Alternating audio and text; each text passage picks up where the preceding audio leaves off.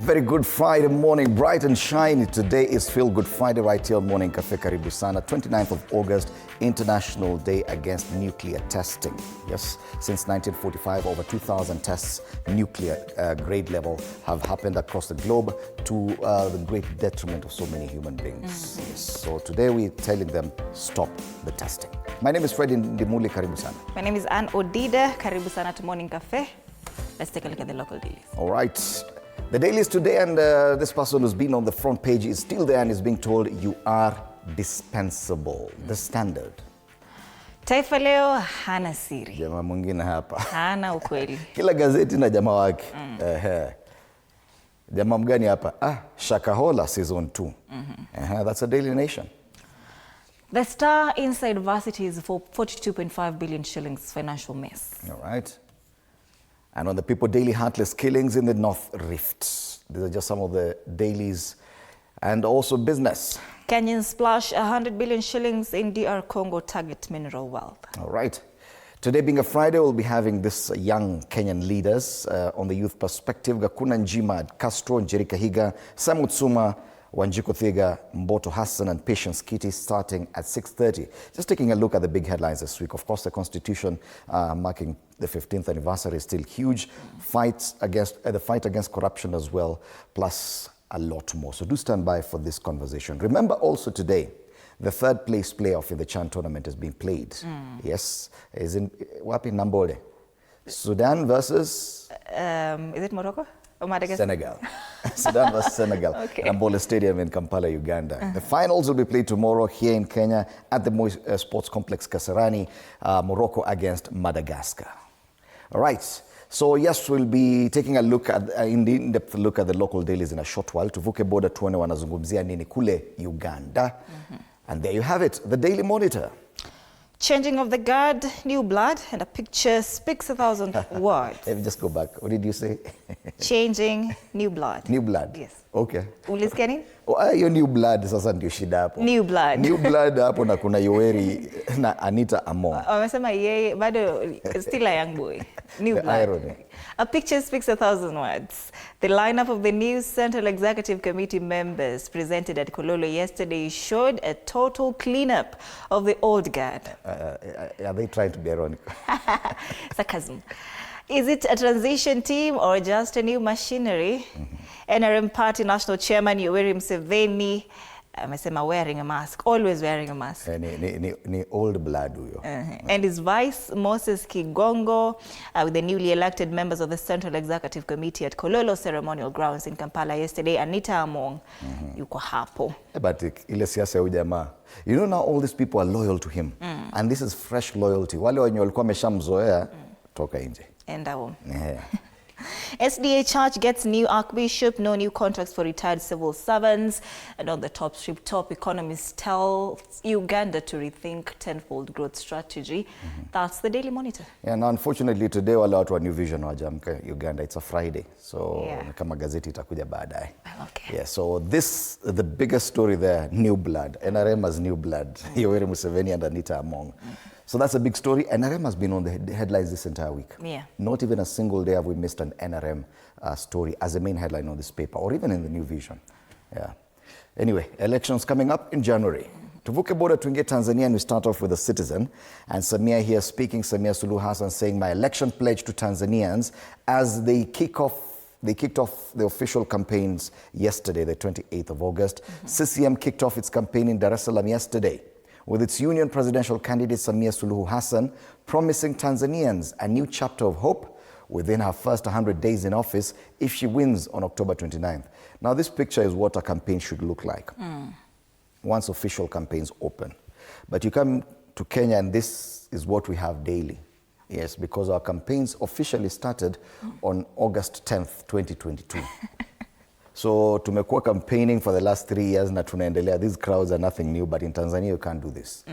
Hata president mwenyewe afanyi hivi hadi kufike wakati maalum wa siasa. Matters elections still getting more prominence on this paper. 2025 elections mark a historic moment for female leadership. A lot of females have actually gotten even the CCM ticket to vie for various seats. So quite a number of, and I think probably it's the effect of having a female president. Yeah. Yeah? Mama. We should have mama pia hapa tujaribu. Alafu Anodida aende avae for Senate ama MP wa huko. Au sio? Napata asubuhi mapema. ADC postpones campaign launch as NRA faces scheduling snag. This two parties that have not been able to kickstart their campaigns. Hao ni wale wanaregarega. Kumbuka, every presidential candidate of the 17 out of the 18 were given a vehicle, a V8 car, to go on campaign. Watarudisha baadaye. Ikipigwa mawe unaenda na repair, unarudisha vile ulipata. But two parties, I don't know. Hiyo ni siasa. The 2-month campaign period got off to a shaky start for the Alliance for Democratic Change and the National Reconstruction Alliance, which postponed the launch of their campaigns for various reasons. Wengine ni hela hawana na shida kama zile. Lakini kwa CCM, Chama cha Mapinduzi, washaanza. And the president has already promised that within the same 100 days, her first 100 days, will also finance specialized medical treatment and diagnostic services for underprivileged citizens suffering from non-communicable diseases. Matters elections occupying 80% of the front page of the Citizen. Still in Tanzania, gazeti la Mwananchi, ahadi siku 100 za Samia, same story, ahadi za kipaumbele kwake.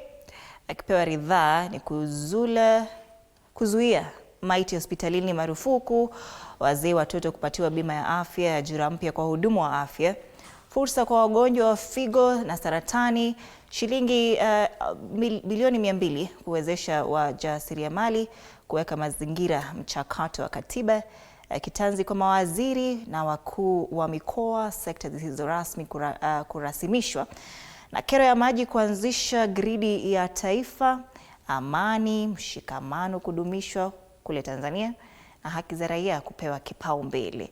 So, okay, sawa.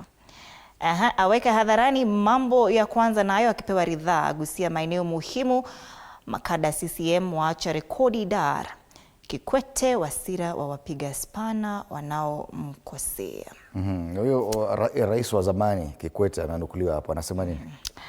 Nasema, na mimi nililaumiwa kwa jinsi niliyoyasema pale kwenye mkutano mkuu, lakini nasema waliokuwa wanayasema ama hawafahamu utaratibu wa chama, kama hawajasahau basi wanajifanya hamnazo. Sakata la Mpina, INEC jaji awapa siku 5 tume. Huyu alinyimwa ticket. Lakini akaenda kotini. So pengine pia atapata nafuu kutoka kotini alafu aende gari. There's hope. There's hope, sababu amepewa siku 5. There's hope. Akikubaliwa atakuwa miongoni wa wale 18. Wanaowania urais. Alright. NRA akatisha safari, ADC bado yavuta siku. Anasema kwamba vyama viwili vya siasa vya ADC na NRA vilivyopaswa kuanza kampeni zake za uchaguzi mkuu hapo jana sambamba na Chama cha Mapinduzi katika mikoa ya Mwanza na Kigoma mtawalia vimeahirisha, vikitoa sababu tofauti. Habari kamili katika ukurasa wa 4 wa gazeti hili la Mwananchi. On the top strip, kesi ya rasilimali, Chadema yaibua mambo mapya. Sema kwamba walalamikaji katika kesi ya mgogoro wa mgawanyo wa rasilimali ndani ya Chadema wamewasilisha shauri dogo jipya. Habari kamili. Chadema wana shida mingi sana. Sasa wanazozana kuhusu rasilimali ndani ya chama. Na hata kwa kampeni hata hawako. Hawana candidate. Hawana candidate wa urais. Na unaangalia gazeti hili la Mwananchi, hakuna habari nyingine isipokuwa habari za siasa. Kampeni zimeanza rasmi kule Tanzania miezi 2 kabla ya uchaguzi. So these are the regional dailies, a lot of politics in both our neighboring countries, Uganda and Tanzania. In Kenya, you'll realize the politics has gone down a bit. We're talking about the scandals and death. We'll be back to take a look at that in a short while. Let's take a look at the Friday weather this morning. And we start off in Mombasa. Today, it's a bit chilly this morning. No, that cannot be Mombasa. Mombasa? Hata nimestuka.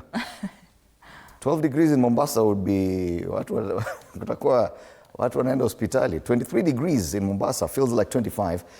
Promises to be a warm day, relatively, highs of 26 degrees. A bit of rainfall probably, 2.3 millimeters. But invariably cloudy day in Mombasa today. Another hot place will be the northern part of the country, Mandera. 25 degrees, feels like 27 in Mandera this morning. A partly cloudy day. It's very, very hot in Mandera. Highs of 36 degrees and precipitation here. Nothing. 0.5 millimeters. 36 degrees. This means that anyone in Mandera today needs to take care of their skin and their health. Hydrate, na kama uko na ile sunscreen ya Odida, tumia tafadhali sababu Yes, kama Homa Bay ilikuwa 26 na we burned literally. Hapa utaumia. Yes. Mandera. Na jana tuliongelea mata skin. Skin, yeah. Alisema skin care. Very important. For everyone. I learned the hard way, believe you me. Sasa, natafuta hiyo sunscreen. Niambieni nitatoa wapi sunscreen, by the way. Talk to me nice. Yes, in Nakuru, the great county of the great people of Nakuru, it is a warm day today. Right now it's not that warm, 13 degrees Celsius. A very sunny day with clear skies. Highs of 26 degrees, which is very hot. Hata hii ukienda Nakuru, this one can damage your skin. Nakuru weather, the sun in Nakuru can actually be very harsh. Yes, it's stinging. No chance of rainfall in Nakuru today, but a beautiful day indeed. And it's warming up in Nakuru, highs of 25 degrees going on into next week. So warming up across the region is the same trend in Kisumu. 18 degrees, feels like 19 in Kisumu, clear skies today, highs of 29. That is very hot. See, tumezoea. Precipitation is 0.0. It's not like Nakuru, like it will sting. It has always been stinging. Even Mombasa is actually fairer today. Yeah, as compared to Kisumu. This one is only second to Mandera. Yeah. Iyo lakini tumezoea. All right, areas around Mount Kenya region, Embu. 15 degrees Celsius, which is a bit warmer. Clear skies with periodic clouds, highs of 26 degrees. This is very close to what we are seeing in Mombasa today. So it's warm, 1.2 millimeters chance of precipitation. So it's actually warming up across the country, if you realize. Ama ni sisi tujiangazia mahali kuna kuanga na kijibaridi. Tukuje tuangalie Nairobi basi. 12 degrees in Nairobi. Feels like it. Clear skies with periodic clouds. Highs of 25 degrees today. Yes. 25 is the highest we've seen in 3 weeks.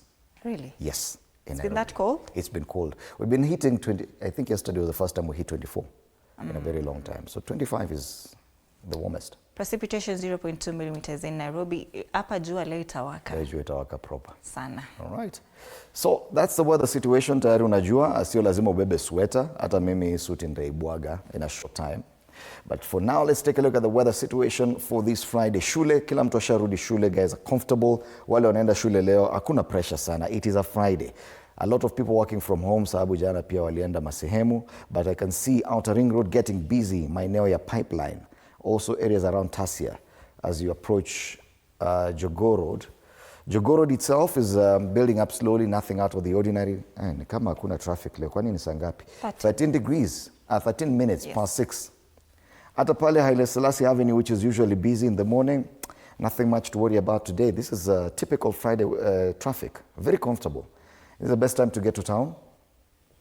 But those guys using Kiambu Road and Thika Road, it's building up at the Pangani interchange. Let's go further up Thika Road, nothing to worry about all the way from Ruiru or down Kasarani, down Garden City, all the way to the Pangani interchange. Kiambu Road too is looking green all the way.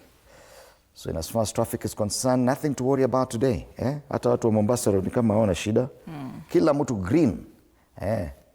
So yes, leo sitawaambia mtachelewa barabarani.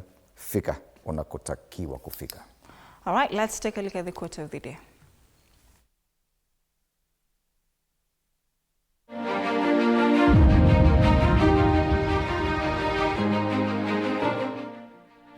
While we may not always control the events that happen in our lives, we do control how we respond to them. Our attitude, more than anything else, shapes our experiences and outcomes.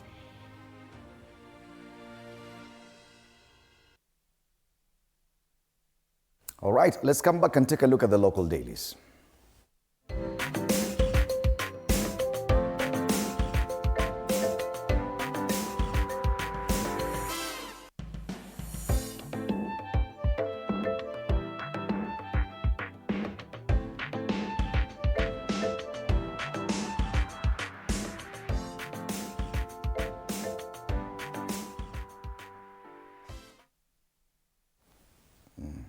Nakwambia mtu akikwambia what has been written on the front page of the Standard, ukiambiwa unaenda tu nyumbani. Nikikwambia you are dispensable. If your boyfriend told you that, unajiita kama mkutano. You know, I've actually thought about it now that you niambia if he tells me that. I want to grow up and use that line on someone. You're dispensable. No, you're dispensable. You don't sit high enough. Yeah, you are dispensable. Hujafika pale, usijione wewe ni tofauti, you are dispensable. Matters accountability. An attempt by Health CS Aiden Duale to castigate this paper, they're talking about personal issues, on the social media handle, had Kenyans coming down heavy on him, telling him to his face to resign. The CS has carved out an image of a bullish, arrogant and bossy individual, readily using his vitriolic tongue to lash out at anyone who sees beyond his PR gimmicks.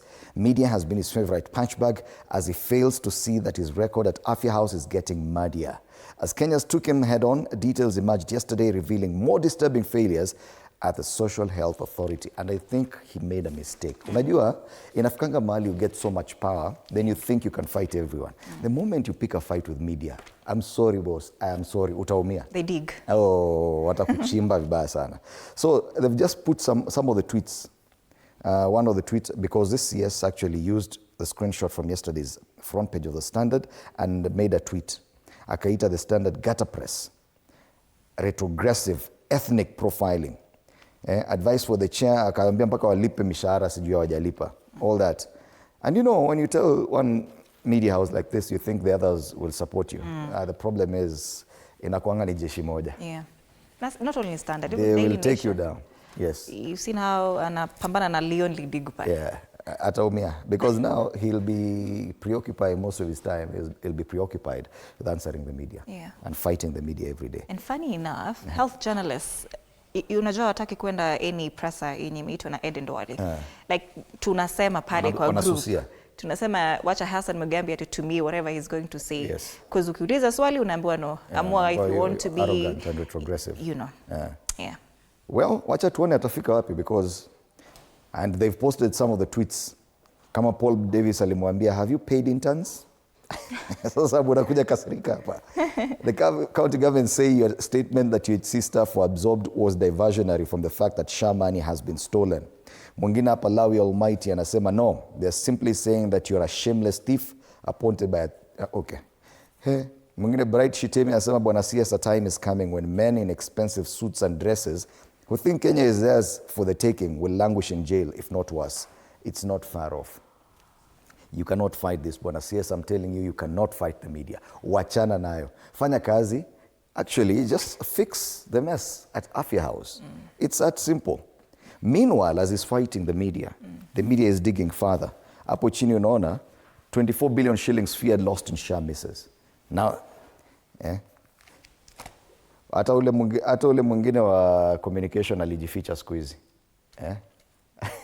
Hata PS wa communication alijaribu. Kisiangani alikuja akapigana na media wakammaliza siku hizi, anasikia anajificha huko ndani, haonekani mahali. So meanwhile, as the CS is fighting the media, 24 billion shillings is feared lost in SHA misses. Since replacing the defunct NHIF, SHA has paid out approximately 53 billion shillings to hospitals. However, in a shocking turn, the agency has been forced to revert to manual verification of more than 500,000 hospital claims across the country after the digital system collapsed. Digital system gani? 104 billion. Which could lead to loss of 24 billion shillings. But meanwhile, the powers that be in the ministry are fighting the media.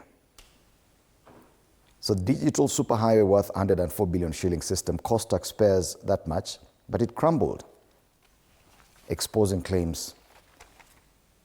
An official at the ministry says there are millions of claims made. We are looking at about an eighth of all claims submitted. There are about 500,000 claims undergoing manual verification. 500,000 claims undergoing manual verification. That's how bad the situation is. Matters health on the front page of the Standard, na hii ni kama gazeti imeamua kushuka na huyo CS. But they still find time for Constitution at 15, with this article on page 2 and 3 by constitutional lawyer Kibe Mungai, whom we hosted on Wednesday this week here on State of the Nation. Something else that's big and happening today, Governor Eric Mutai of Kericho will be learning his fate as the Senate votes on his impeachment today. Kesi imeendelea for the last 2-3 days, so leo atajua kama anaenda nyumbani ama atasurvive. Those are the main stories there. Of course, what's happening with SHA and the CS ikiendelea zaidi. On the back page, 2024 chance, Sudan and Senegal in battle for CHAN 2024 bronze and pride. That's the third place playoff happening today at the Nambole Stadium. This kickoff, 6 p.m. Sudan versus Senegal. Of course, a big one. Morocco versus Madagascar will be happening tomorrow at the Moi Sports Complex, Kasarani, here in Kenya. There's a story there of harvest time for Harambee Stars players. They were hosted for lunch at State House by the president finally. Ile promise ya nyumba ni kama wakupata, waliambiwa sasa watalipiwa nusu. Si walisema ni 2 bedroom worth 2 million shillings. Sasa nafikiri walisema wanataka 3 bedroom ama. Hapana, waliambiwa if you score well you're going to get that 3 bedroom, but sasa they didn't reach the target. So wakaambiwa bado watalipiwa nusu. Ama wamepata 2 bedroom. Mimi nilisikia president akisema sasa ile promise ya nyumba sasa tutalipia nusu. Mimi nilisikia watapata but worth 2 million shillings. Anyway, the story is there. Harambee Stars players and technical staff members will receive a 2 bedroom house. Okay. Yeah. But we'll have to foot half the bill. Yes.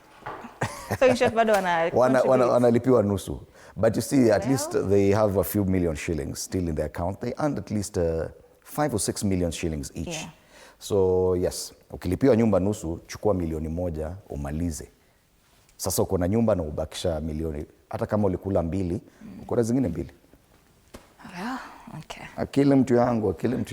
That's the standard. Taifa Leo hana siri.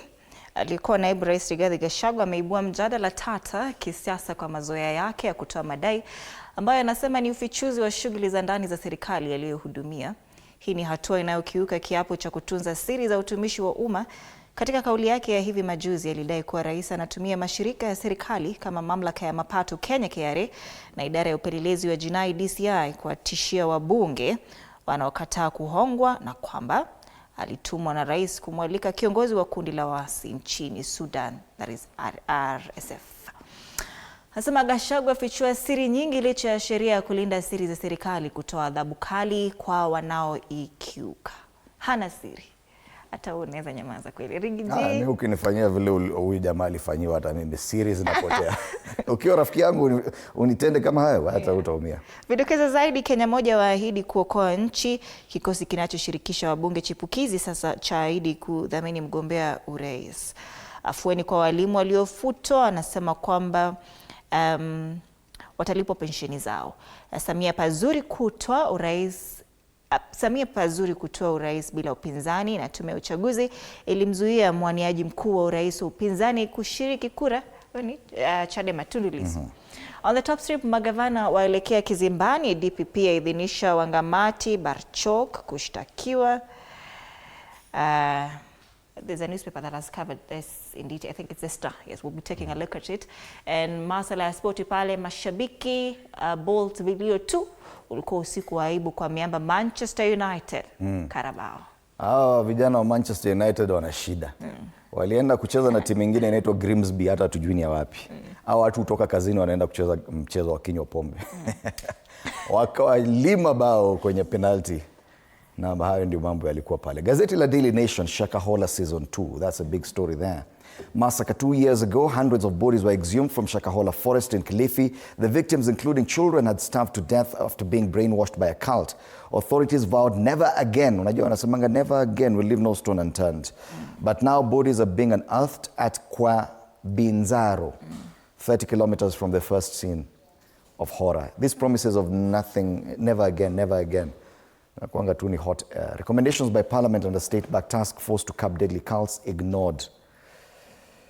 It's a very sad story there on the front page. And we're seeing morticians carrying the remains of people exhumed at Kwabinzaro in Chakama Ranch. Another story, NYS intake to rise to 100,000 recruits and get quota in police hiring. That's something positive at least. Ukipita NYS, at least a group from NYS will go straight into the police service. Pale juu, Bomet Governor Barchok in trouble as Kericho boss fights for survival. Yes.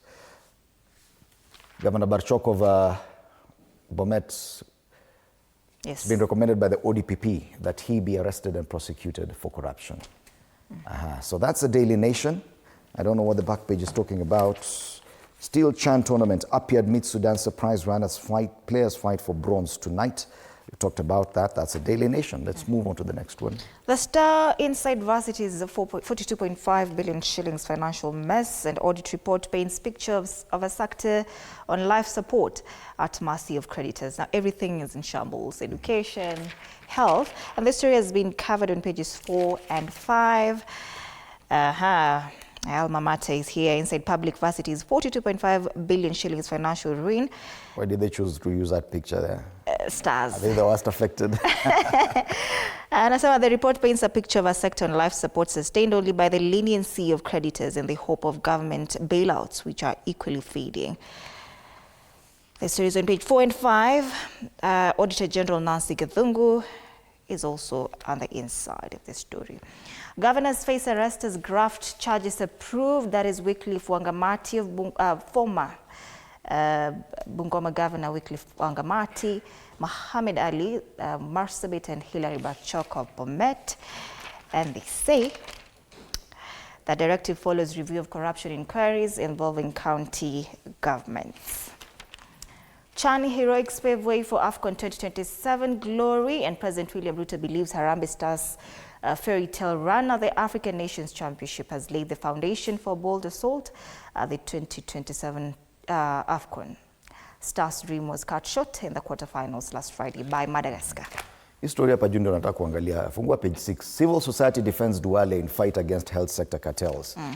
Nataka kuangalia nani wewe wanamdefend and on what amesema civil society groups in the Rift Valley have rallied behind Health Cabinet Secretary, urging him to stay the course in his battle. Hawa ni nani hawa? Hawa ni civil society. Okay. Page 6. Page 6 soma. Kuna watu wanasema ako sawa. Amesema ako sawa. Health CS tuta. Anyway, that's a Weekend Star, fresh, independent, different. Grab a copy of this paper, and it has a siasa pull-out. Matiang'i's tough journey ahead in presidential quest. Finally, People Daily, heartless killings in the North Rift, families burying loved ones as bandits keep striking and taking innocent lives despite heavy presence of soldiers on the ground. Kumbuka, while Professor Kindiki was in charge of Interior, alikuwa kule sana, alikuwa navaa zile military fatigues. Sasa sijui kakake Murkomen mbona hajavaa hizo aende atishe bandits huko. Fears of MRC resurgence as Kwale grapples with rising juvenile gangs. And you realize that this is a problem across the country. Mombasa, Nairobi, areas like Kisumu, even Nakuru. These gangs are returning. MRC is one of the worst that was there, especially at the coast. Defiant Oroba says game has just started following ouster. Alikuwa narusha mateke pale bunge. All right, that's the People Daily. Now finally, Business Daily. Ulikuwa umesema finally. Kenyans splash 100 billion shillings in DR Congo target mineral wealth, and they say Kenyan investors injected nearly 100 billion into the DRC in 2022, underscoring the surge of interest that accompanied the country's entry into the East African Community, EAC. This story is on page 3. And tapping youth-led innovation to drive Africa's food systems is another story there on page 32 of this newspaper. On the ticker, new EAC merges competition rules go live from November 1st. Jubilee net profit up by 22% in quarter half 1, that is January to June. KCB Bank targets Islamic investment funds market. That's the Business Daily. All right. So let's, once again, the youth perspective will be having this 6 young Kenyan leaders, youthful leaders, talking about the big headlines this week. Kuna Njima Castro, Njeri Kahiga, Simon Suma, Wanjiko Dhega, Mboto Hassan, and Patience Kiti. Do stand by. In a few minutes, we'll be engaging them. Before that, tuangalie wachoraji wanasema nini tukimalizia haya. The cartoonist at the Star has some people in the pool, and these are people who've declared interest in running this country, including the current president and others wale wako kwa United Opposition and beyond, Maraga, Omtata, wengine. Sasa kuna jamaa amejitosa ulingoni. Tuaje huyu? Boniface Mwangi. Ameruka akasema hata mimi nataka hiyo maji. Chubwe, cartoonist on the Star. People Daily. People Daily, matters victim protest compensation. Kuna mtu amesimama pale Anasema, I promise it has nothing to do with the 2027 election. Na amebeba pesa kwenye pochi hapo, pesa mingi zinamwagika tu. Na ameshiba pia. Compensation and reparation panel. Lakini mwenye anakuja kuwa compensated ashaaga dunia. Yeah. Right. Daily Nation.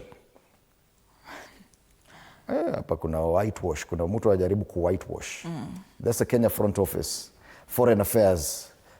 Prime CS and in charge of Foreign Affairs, kazi yake ni kuosha kila mahali, kusafisha, endo anaenda akidefend kila kitu. Meanwhile, kuna jamaa anachungulia from outside the window. That's the US President. Kule nje askari wako busy wakifiatua watu risasi kwa miguu na kwingineko. Lakini wana whitewash. Mudavadi siku hizi ya kazi ni kudefend government. All right, finally, the Standard Matters Sports here. 2024 Chan is now behind us. Kenya, we're focusing on the 2026 World Cup. Anasema, no worries, I am focused on my next assignment. All right. Tuko Group F. Inamgoja. That's a Standard. All right. Being a Friday, we'll be having DJ Dandana, Feel Good Friday today, starting at 8 a.m. Bansi Kimuyu, The Weekend Q, and Ano Dida. Unaona vile amevaa leo, kuna denim. Nakaa uko tayari. Kunengua viungo. Lazima. Leo ni ile siku. We must be seen. All right. We'll also be having Lena Swani, a music artist, on the show later on, starting 8 a.m. to 9 a.m.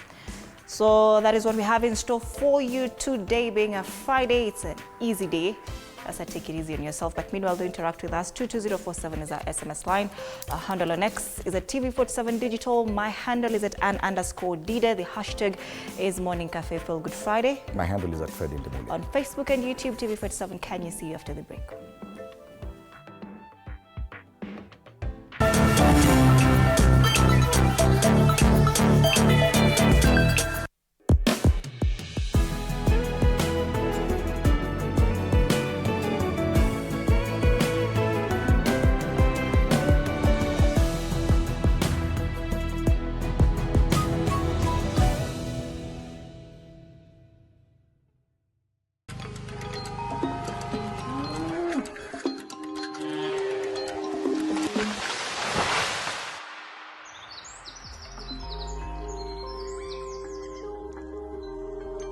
Our world is changing every day, and so should we, for the better. Each week, we tackle the big why, the question that should be on everyone's mind.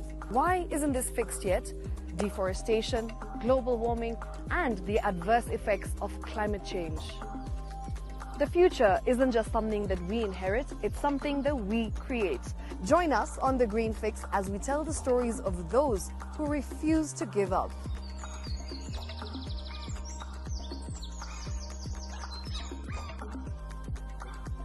When it comes to fixing the planet, there is no time to waste. Join me, Shiksha Arora, on Thursdays at 9 p.m. on The Green Fix as we look into the big why, you and I.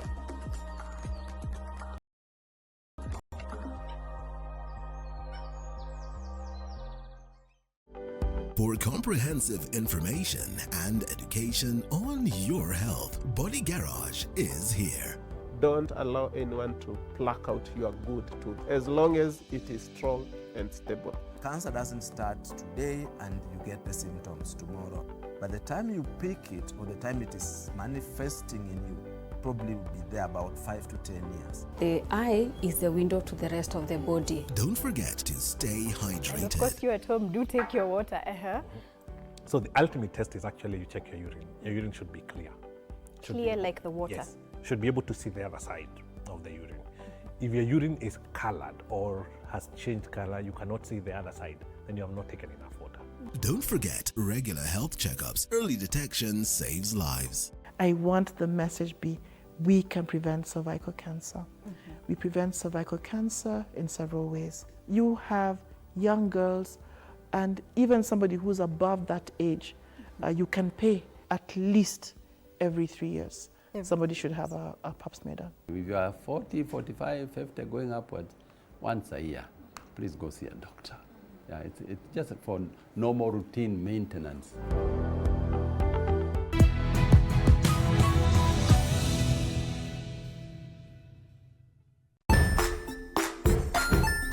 Hey there, friends. Welcome to Kids on the Block, where fun and imagination come alive. We dive into magical world filled with exciting adventures and awesome friends. What position were you in? I was number 2. What position were you? Number 1. He decided to cross the bridge by his house and look for food on the other side. We're going to do half cup of chocolate chips, and the other one, we're going to do half cup of the blueberries. So, grab your imagination hats and get ready to explore with us. Join us every Saturday at 9 a.m. for new friends, amazing stories, and tons of laughter. Jiunge nasi tunapoangazia safari za viongozi bora.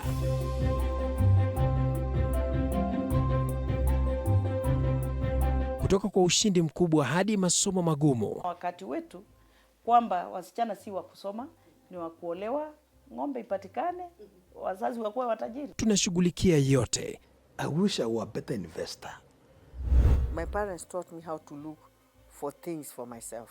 Tazama Mfahamu Kiongozi, ambapo kila kipindi kimejaa maarifa, mikakati na hadithi za kukuza azma yako. For me to succeed, I have to fight. Kila Alhamisi saa 1:30.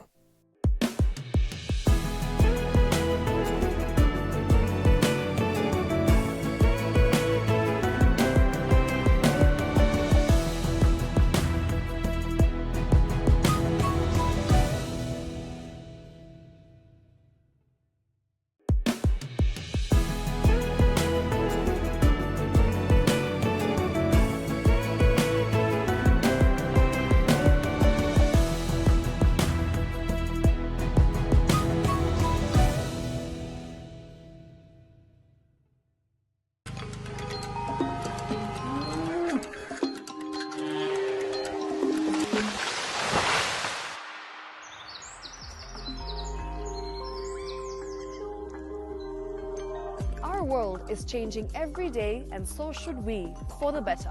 Each week, we tackle the big why, the question that should be on everyone's minds. Why isn't this fixed yet? Deforestation, global warming, and the adverse effects of climate change. The future isn't just something that we inherit, it's something that we create. Join us on The Green Fix as we tell the stories of those who refuse to give up.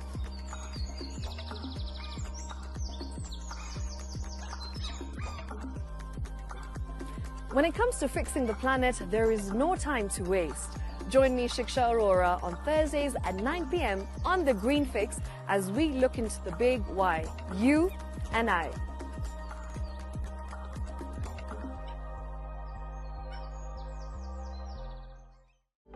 For comprehensive information and education on your health, Body Garage is here.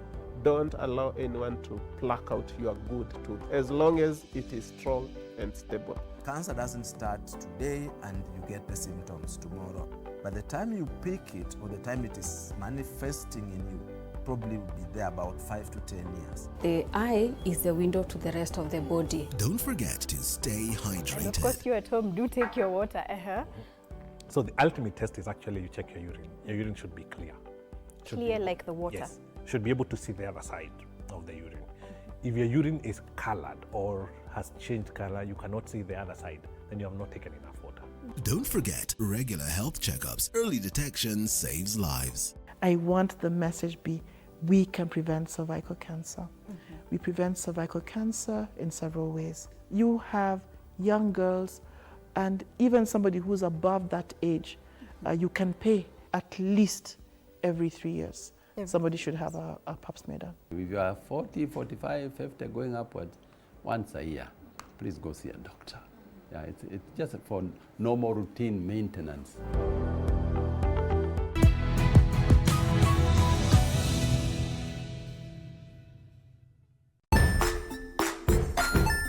Hey there, friends. Welcome to Kids on the Block, where fun and imagination come alive.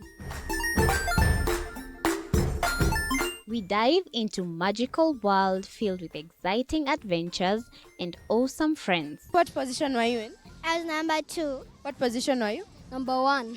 He decided to cross the bridge by his house and look for food on the other side. We're going to do half cup of chocolate chips, and the other one, we're going to do half cup of the blueberries. So, grab your imagination hats and get ready to explore with us. Join us every Saturday at 9 a.m. for new friends, amazing stories, and tons of laughter. Jiunge nasi tunapoangazia safari za viongozi bora.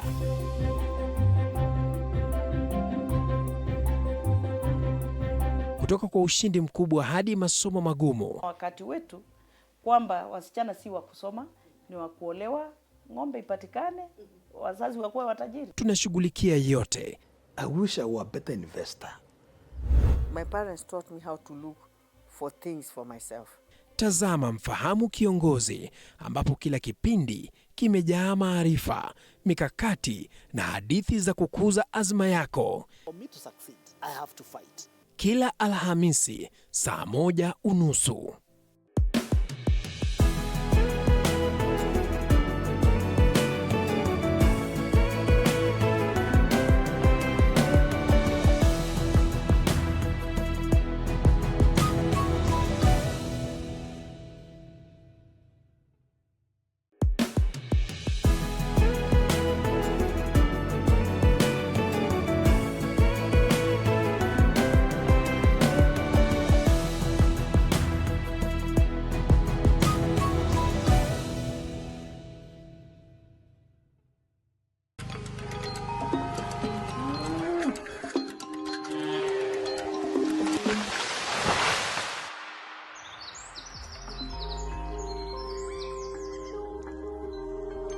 Our world is changing every day, and so should we, for the better. Each week, we tackle the big why, the question that should be on everyone's mind. Why isn't this fixed yet? Deforestation, global warming, and the adverse effects of climate change. The future isn't just something that we inherit, it's something that we create. Join us on The Green Fix as we tell the stories of those who refuse to give up.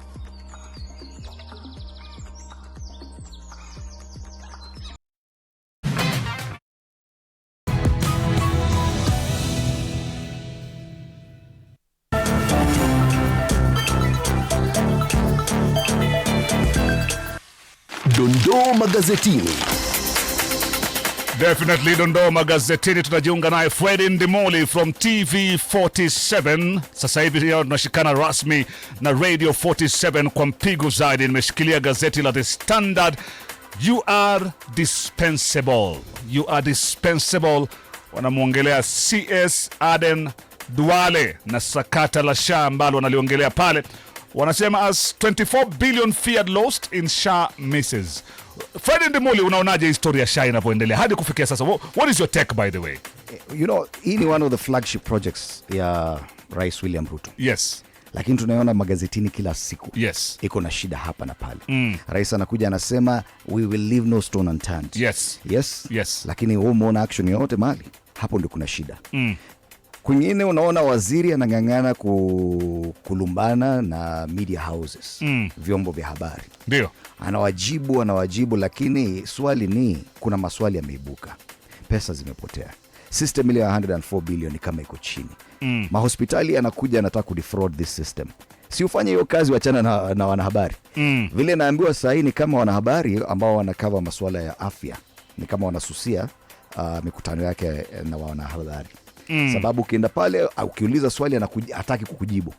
Yeah? Okay. So na watu wanasema ukishindana na media hapa kutakuwa na shida. Ukiendelea kupigana na media hapa juu, because the story hapa juu ni malumbano yake na gazeti hili. Naam. Hapa chini gazeti lenyewe wanazidi kuongea mambo ya fedha ambazo zinapotea. Yes. Hapo ndio kuna shida. Okay. Wanasema since replacing defunct NHIF, SHA has paid out approximately 53 billion to hospitals. However, in a shocking turn, the agency has been forced to revert to manual verification of more than 500,000 hospitals. Na wamefunga hospitali mingi, by the way. Yes. Hadi kufikia sasa. Angalia habari inasema kuna wana verify claims 500 million manually. It's hard. Half a billion claims. Wana verify manually according to gazeti hili, sababu ile system ya 104 billion shillings ilifail. Okay, it's not working anymore. Imefail. Imefika mahali ni kama ifanyi vizuri. Hiyo ya 104 billion. Half a billion claims. Do you even have the infrastructure to actually verify hizo claims manually? It's hard, by the way. Unaweza imagine makaratasi, hata ukipewa makaratasi 1,000 u verify, utachukua muda aina gani? Half a billion. Wow, take time. According to this paper, I don't know kama ni details zenyewe, lakini if you look at these numbers, it's simply impossible. It's impossible. Katika gazeti la Daily Nation pale vile ni kuhusiana pia na Shakahola season 2. Story ambayo tumekuwa tukiangazia pale katika magazeti katika maswali kichwani. Lakini vile vile pia ukiangalia pia Bomet Governor Entabol as Kericho boss fight for survival, ndio story nyingine iko pale vile. Alafu ukiangalia pale jana Mheshimiwa Rais alikuwa upande wa Gilgil pale, NYS intake to rise from 100,000 recruits getting caught in police hiring. Ni story ambayo iko pale vinasema kwamba taka iongeze kutoka 18,000 mpaka 100,000, na vile vile pia akapromise ya kwamba 4,000 ambao wale ambao wamegraduate hapo jana wakuwa absorbed katika police services. Pia ni story ambayo iko katika gazeti la Daily I think that's one very positive thing. Kama unaenda NYS na kuna chance utapata kazi ya polisi immediately ukimaliza, out of the 100,000 hata 4,000 tu akiwa na hiyo guarantee that if I perform well hapa I'll be directly absorbed kwa police service. That's a very positive thing. Hiyo atu criticize tu kila kitu. Unasema hii ni sawa, hii inafaa. Ndio. Ile kitu mimi na shida nayo ni zile pronouncement wanasiasa na viongozi wa nchi hii usema. Kama kwa Shakahola walisema never again. Yes. Never again, alafu kilomita 30 tu hapo mambo yanaendelea. Never again ilikuwa ya kusema nini? Ni kama hii fight against corruption. Na wamemention huku sababu corruption pia ni ufisadi pia ni habari kuu ambayo tunazungumzia wiki hii. Ndio. Tunaambiwa tutawakamata, tutawaprosecute, tutafanya hivi. Wamesema. Lakini have you seen any action? It has not happened so far. Shida. Matamshi ni mengi na ni makubwa. Ni swali wanauliza kila siku. Tutaongea mpaka lini? Action is time for action. Exactly. Okay. Star inasema namna gani? Kuna story moja pale kwa Star ya Orwoba released on 10,000 police bail. What is happening by the way na mheshimiwa senator? Ama ni former senator? Well, hapo sasa ndo kuna utatanishi. Ni senator ama ni former? Unajua shida ni alibanduliwa kutoka kwenye Senate. Lakini akaenda kotini akapata orders. Lakini by the time akapata hizo orders kuna mjama mwingine alikuwa sworn in akapata hii kiti. Sasa anajaribu kurudi huko ndani, lakini unarudi hauna nafasi. Ishachukuliwa na mtu mwingine. Sasa unaingia aje, unaenda wapi? Hapo ndio kuna shida. Alright, tumalizie na gazeti la haya bwana. Kuna chochote kinaweza kufanyika? I don't know, hata mimi nangoja kuona because koti haiwezi direct parliament kuchukua mtu.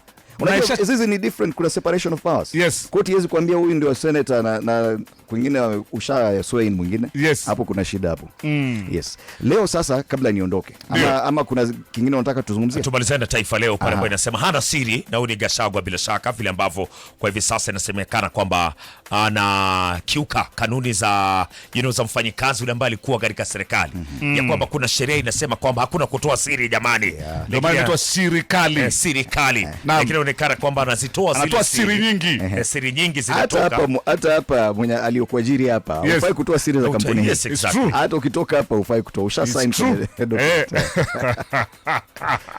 Ulikuwa unasemaje ukiwa unaondoka Fred Ndimuli? So rejea kule niko na vijana leo, young youthful leaders, wanasiasa hivi.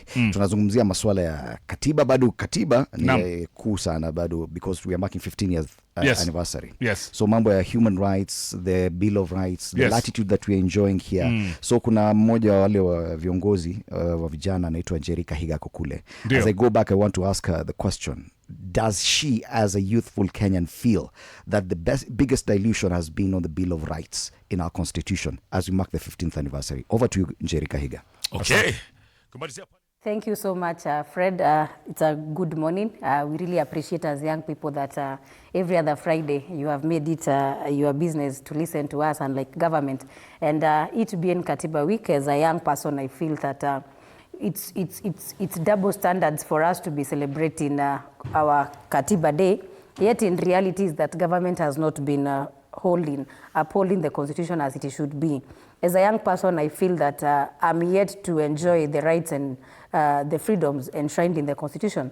As a young person and as a Kenyan, at this point, I feel that government has taken it upon itself to dictate which rights and freedoms in the constitution they are going to be respecting and the ones that they are not going to be respecting. And I've come to understand that as a young person, government nowadays has this notion that whatever works for them, they are going to uphold the constitution. But whatever does not work for them, and it's just working for the Kenyan people, they won't uphold the constitution.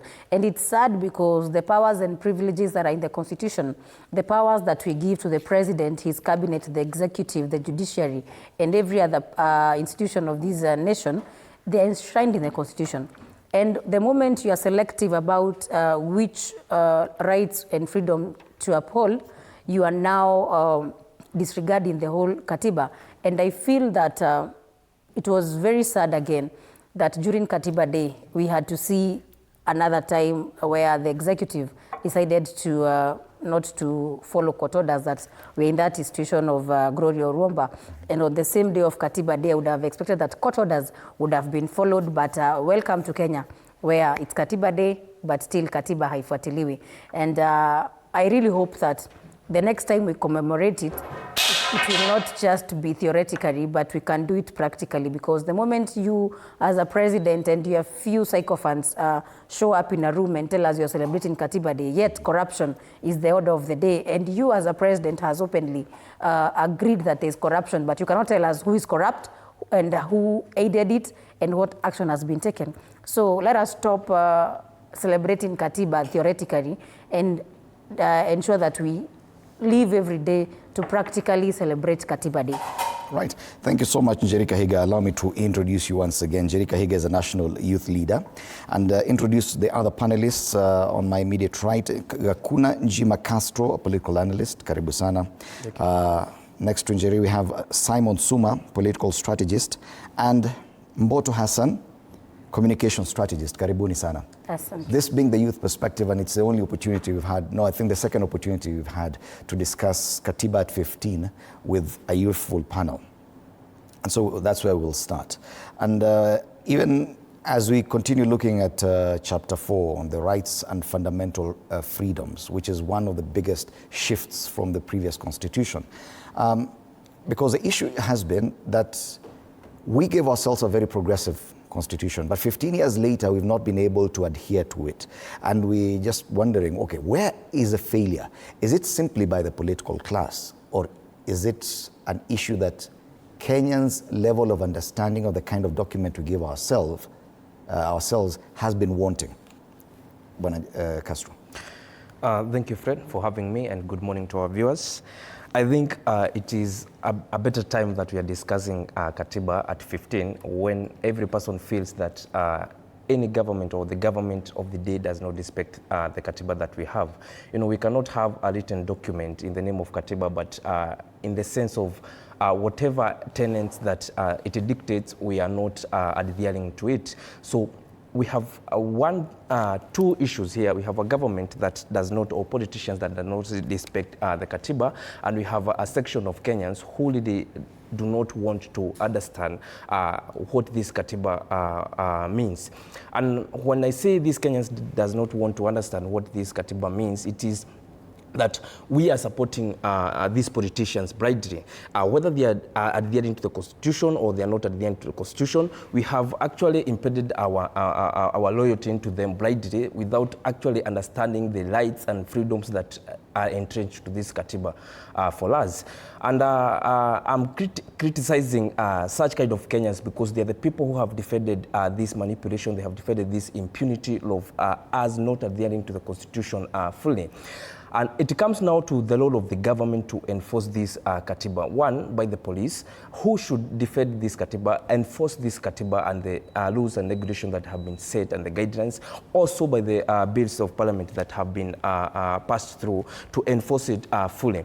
And I say so because such an organ or an agency that is part of the government, that is has the responsibility of enforcing this Katiba, has been hijacked by the politician. And I say hijacked by the politician because the parliament, which also should legislate, should oversight the implementation of this Katiba, is one of that government agency or arm of government that has actually diverted and deviated from implementing this Katiba fully. One failure of the government and the arm of the government, legislative arm of the government, is they have actually left this Katiba to be implemented, to be oversighted, and to be dictated by the legislative, which the legislative have carved their way and manipulating their way to carving and not respecting even the court orders and not respecting some of the articles. And I'm saying this because if they have to respect, they have to respect it selectively. Okay. They choose, they are choosing this, how they will respect this constitution. And the government or the parliament is not holding them into account. So we have a failure as Kenyans, we have a failure as the elected leaders, and also the president, who has taken advantage of it, not the parliament holding him accountable, and of course Kenyans supporting him blindly and of course impeding their loyalty to him. Thank you, Castro, for that. And I would want to excuse the politicians this time around, because we know that the politicians have this tendency of having bad manners. In doing anything they want, they'll pursue their interests, Bonatsuma, at whatever cost. But Chapter 1 or Article 1 of this Constitution on sovereignty of the people, Chapter 1, sovereignty of the people and supremacy of this Constitution, gives all the powers, all the sovereign power to the people. What happens when the people do not have a proper understanding of this Constitution? Are they able to exercise their power properly?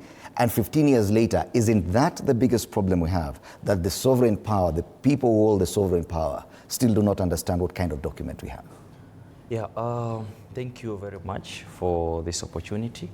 And I wish to agree with your statements that the sovereign power belongs to the people.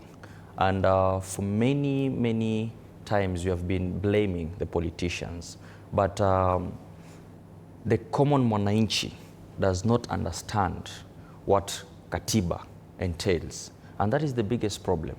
Mwananchi normally depends on the information that is being availed by the politicians. Now, that is where the rain started beating us. It is the responsibility of every Kenyan to make sure that he is equipped with the information that is entailed in the Katiba for you to defend your rights. Because you cannot defend your rights if you don't know what is entailed in that Katiba. And if you go to mashinani, you will realize most people, they fully depend on politicians. And as a nation, if you fully depend on politicians for information, then you are doomed from that particular point. So this is a clarion call as we celebrate Katiba at 15. It's a clarion call for all citizens of this country to make sure that they are equipped and they are aware of what the Katiba is entailed for.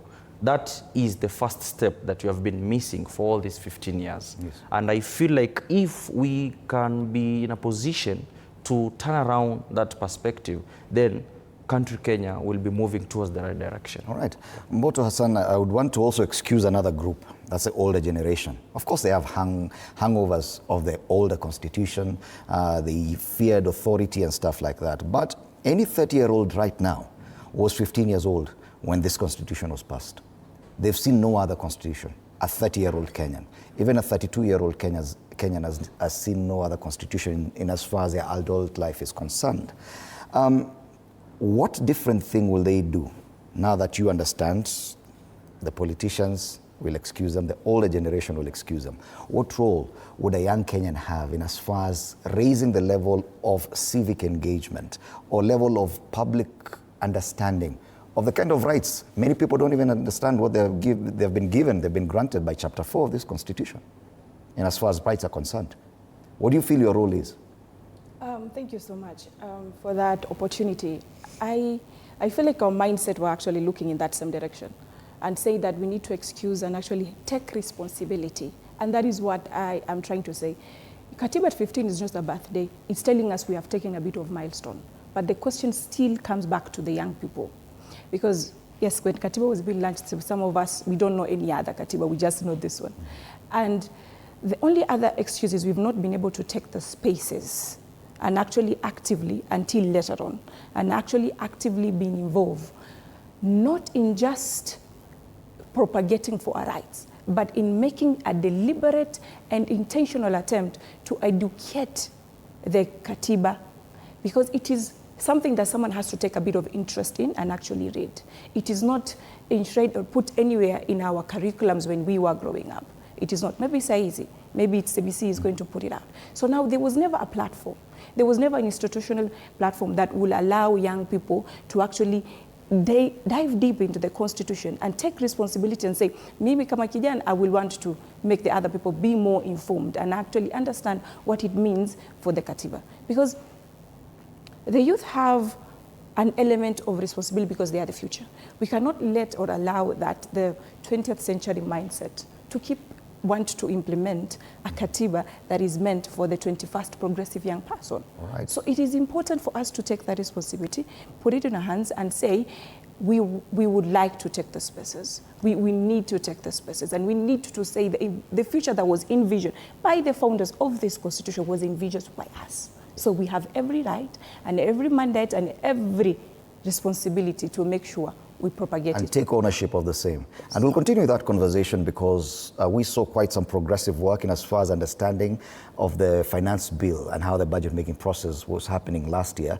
But we seem to have taken a step back from that. We'll be looking at that in as far as our understanding of the Constitution is concerned from a different generational perspective. You're watching Morning Cafe, the youth perspective. Let's take a short break. We'll be right back.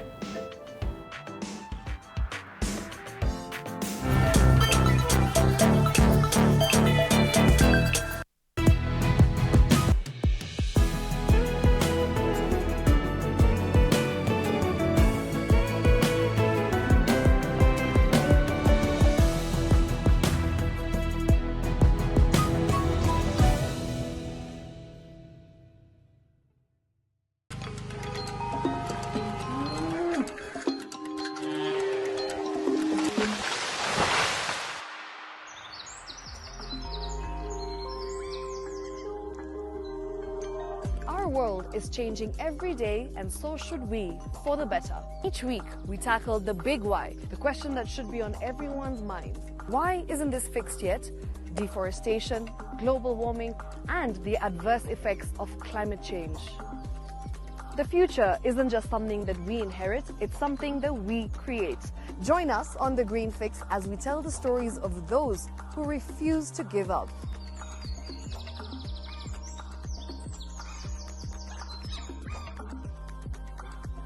When it comes to fixing the planet, there is no time to waste.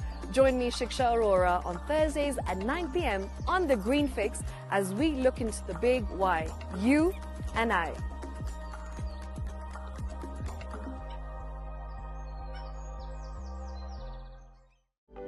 For comprehensive information and education on your health, Body Garage is here. Don't allow anyone to pluck out your good tooth as long as it is strong and stable. Cancer doesn't start today and you get the symptoms tomorrow. By the time you pick it or the time it is manifesting in you, probably will be there about 5 to 10 years. The eye is the window to the rest of the body. Don't forget to stay hydrated. And of course, you at home do take your water. So the ultimate test is actually you check your urine. Your urine should be clear. Clear like the water? Yes. Should be able to see the other side of the urine. If your urine is colored or has changed color, you cannot see the other side, then you have not taken enough water. Don't forget regular health checkups. Early detection saves lives. I want the message be, we can prevent cervical cancer. We prevent cervical cancer in several ways. You have young girls and even somebody who's above that age, you can pay at least every 3 years. Somebody should have a pap smear done. If you are 40, 45, 50, going upward, once a year, please go see a doctor. Yeah, it's just for normal routine maintenance.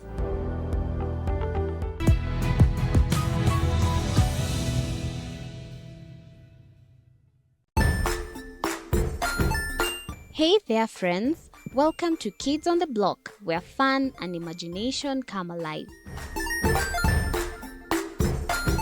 We dive into magical world filled with exciting adventures and awesome friends. What position were you in?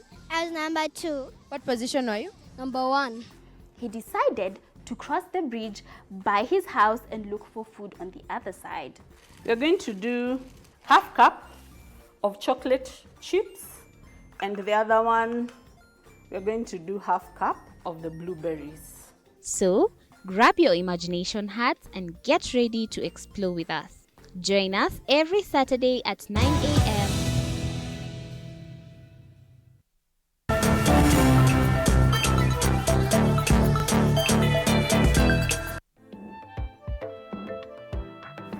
Welcome back. It's interesting, the perspectives from a different generation. Most of my panelists here are below 30.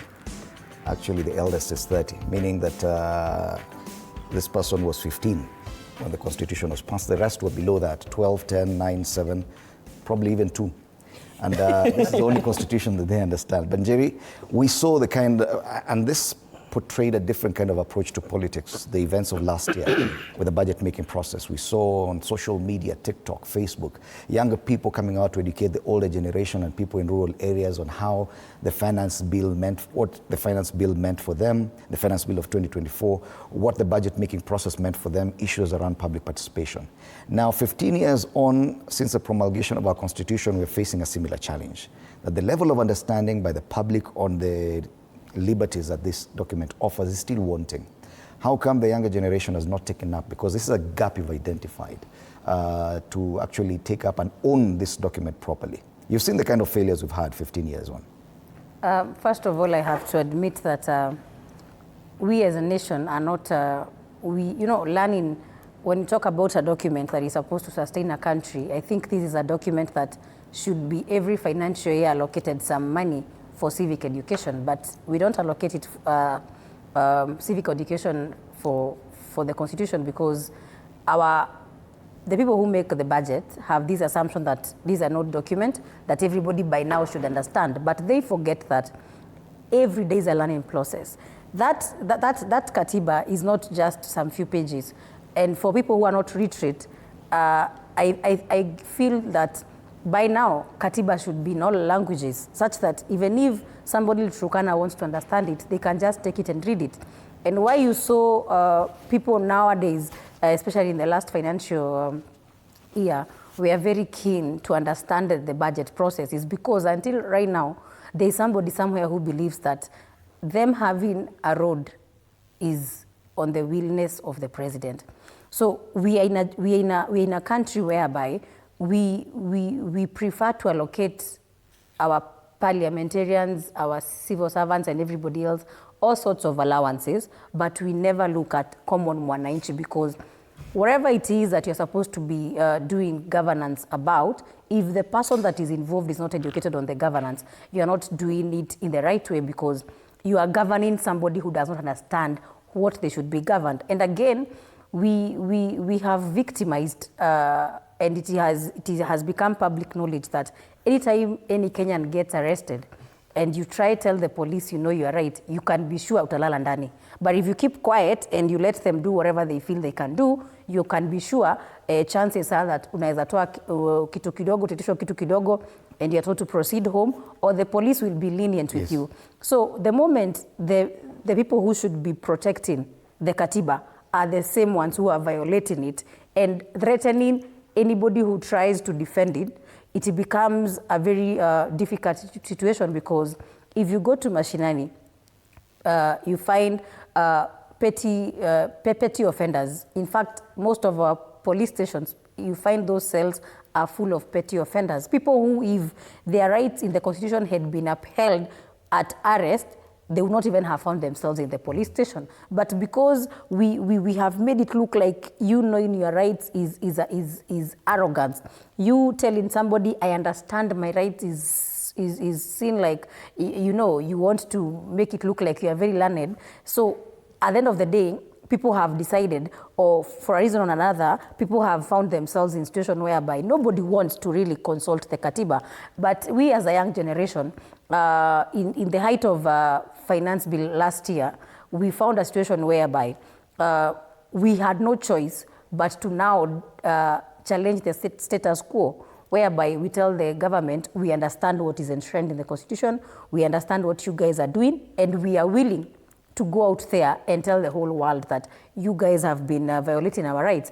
And even in this year, despite it being not as heightened as last year, when you go to Mashinani, like yesterday I saw in the news whereby a meeting that was going on somewhere yesterday in Nyandarua County, and you find a 60-year-old standing up and telling the member of parliament that, you know what, abductions are happening in this country and it's wrong because we should not be talking about abductions. Yes. So the older generation, when they have seen the young people have the interest of Katiba, they have also taken it upon themselves to listen and learn.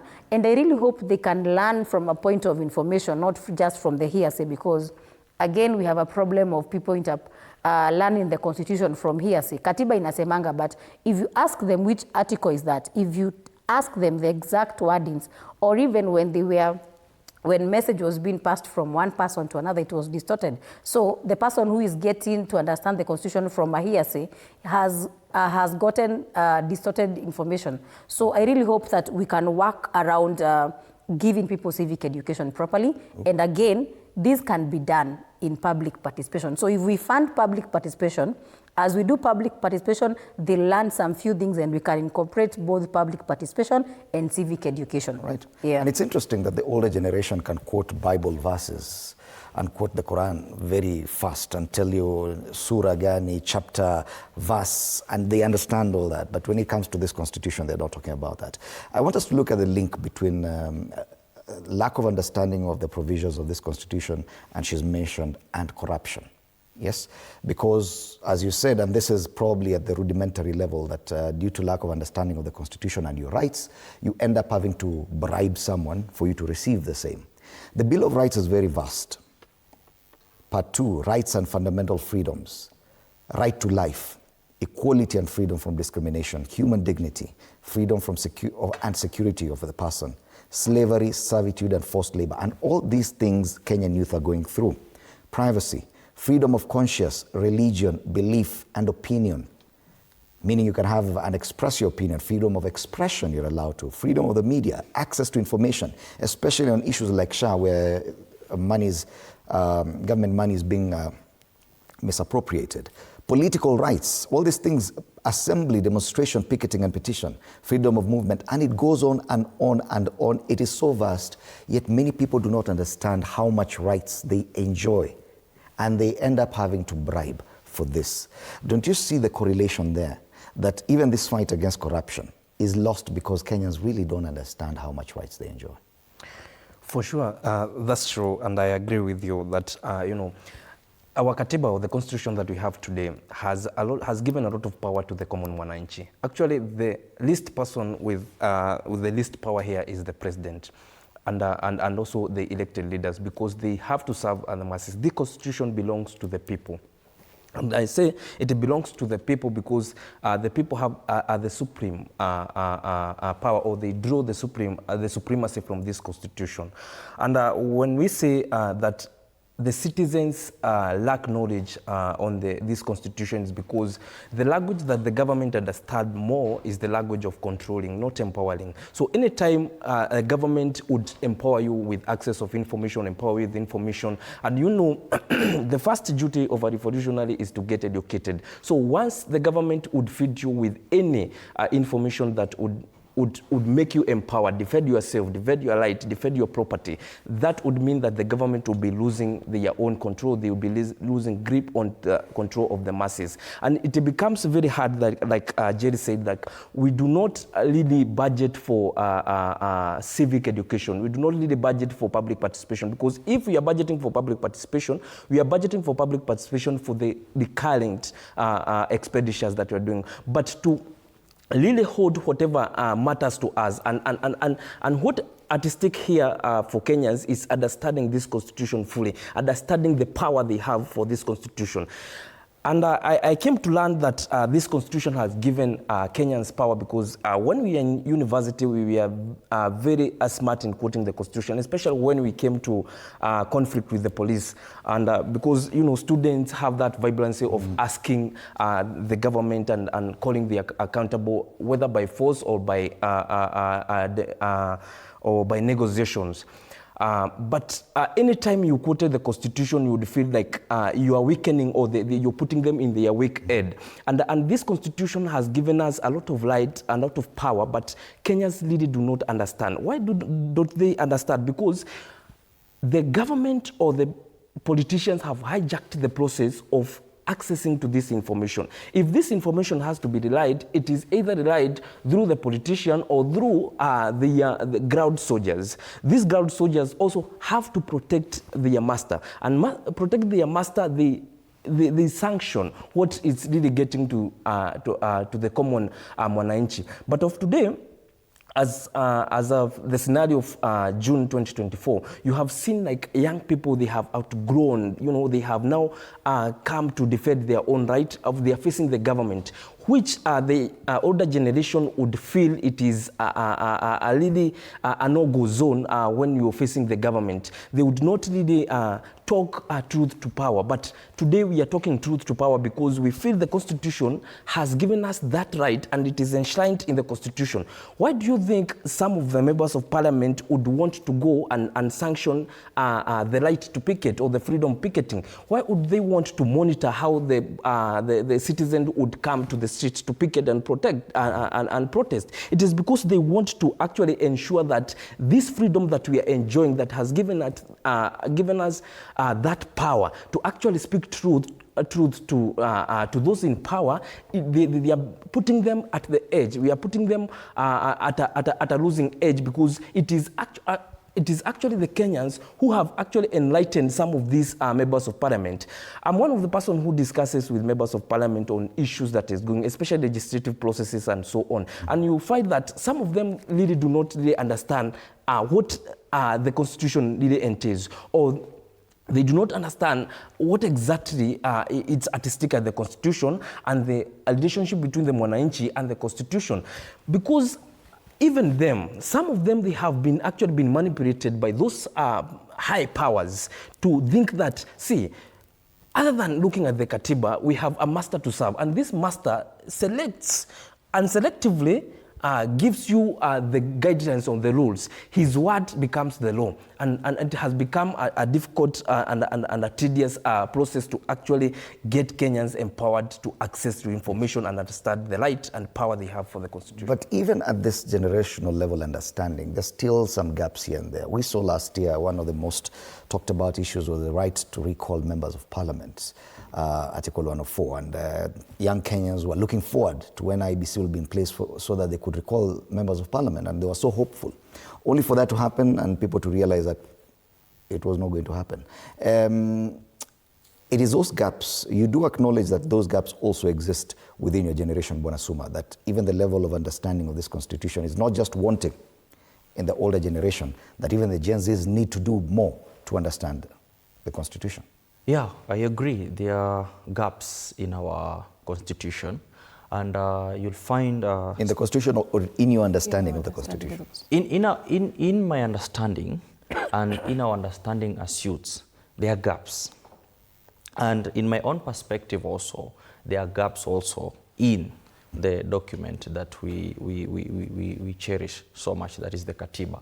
But this limitation and these challenges, they can only be addressed if we discuss issues in informed decision, because we cannot address these gaps that I feel they are there if you are not informed. You will only challenge these gaps if you have facts in your hands. You'll find a situation whereby when the Gen Z were protesting last year during the finance bill, most of these people were protesting based on hearsays and propaganda, but they didn't have actual facts. Now, tell me, how will you address these limitations if you are arguing based on propaganda and hearsays? So we can only address these gaps or these challenges by informed decision or informed information that you have on the table. I'm so disappointed to find some of these politicians who go to campaign and say, for example, a member of county assembly will campaign to the mwananchi and say, mkinichagua nitawatengezea barabara.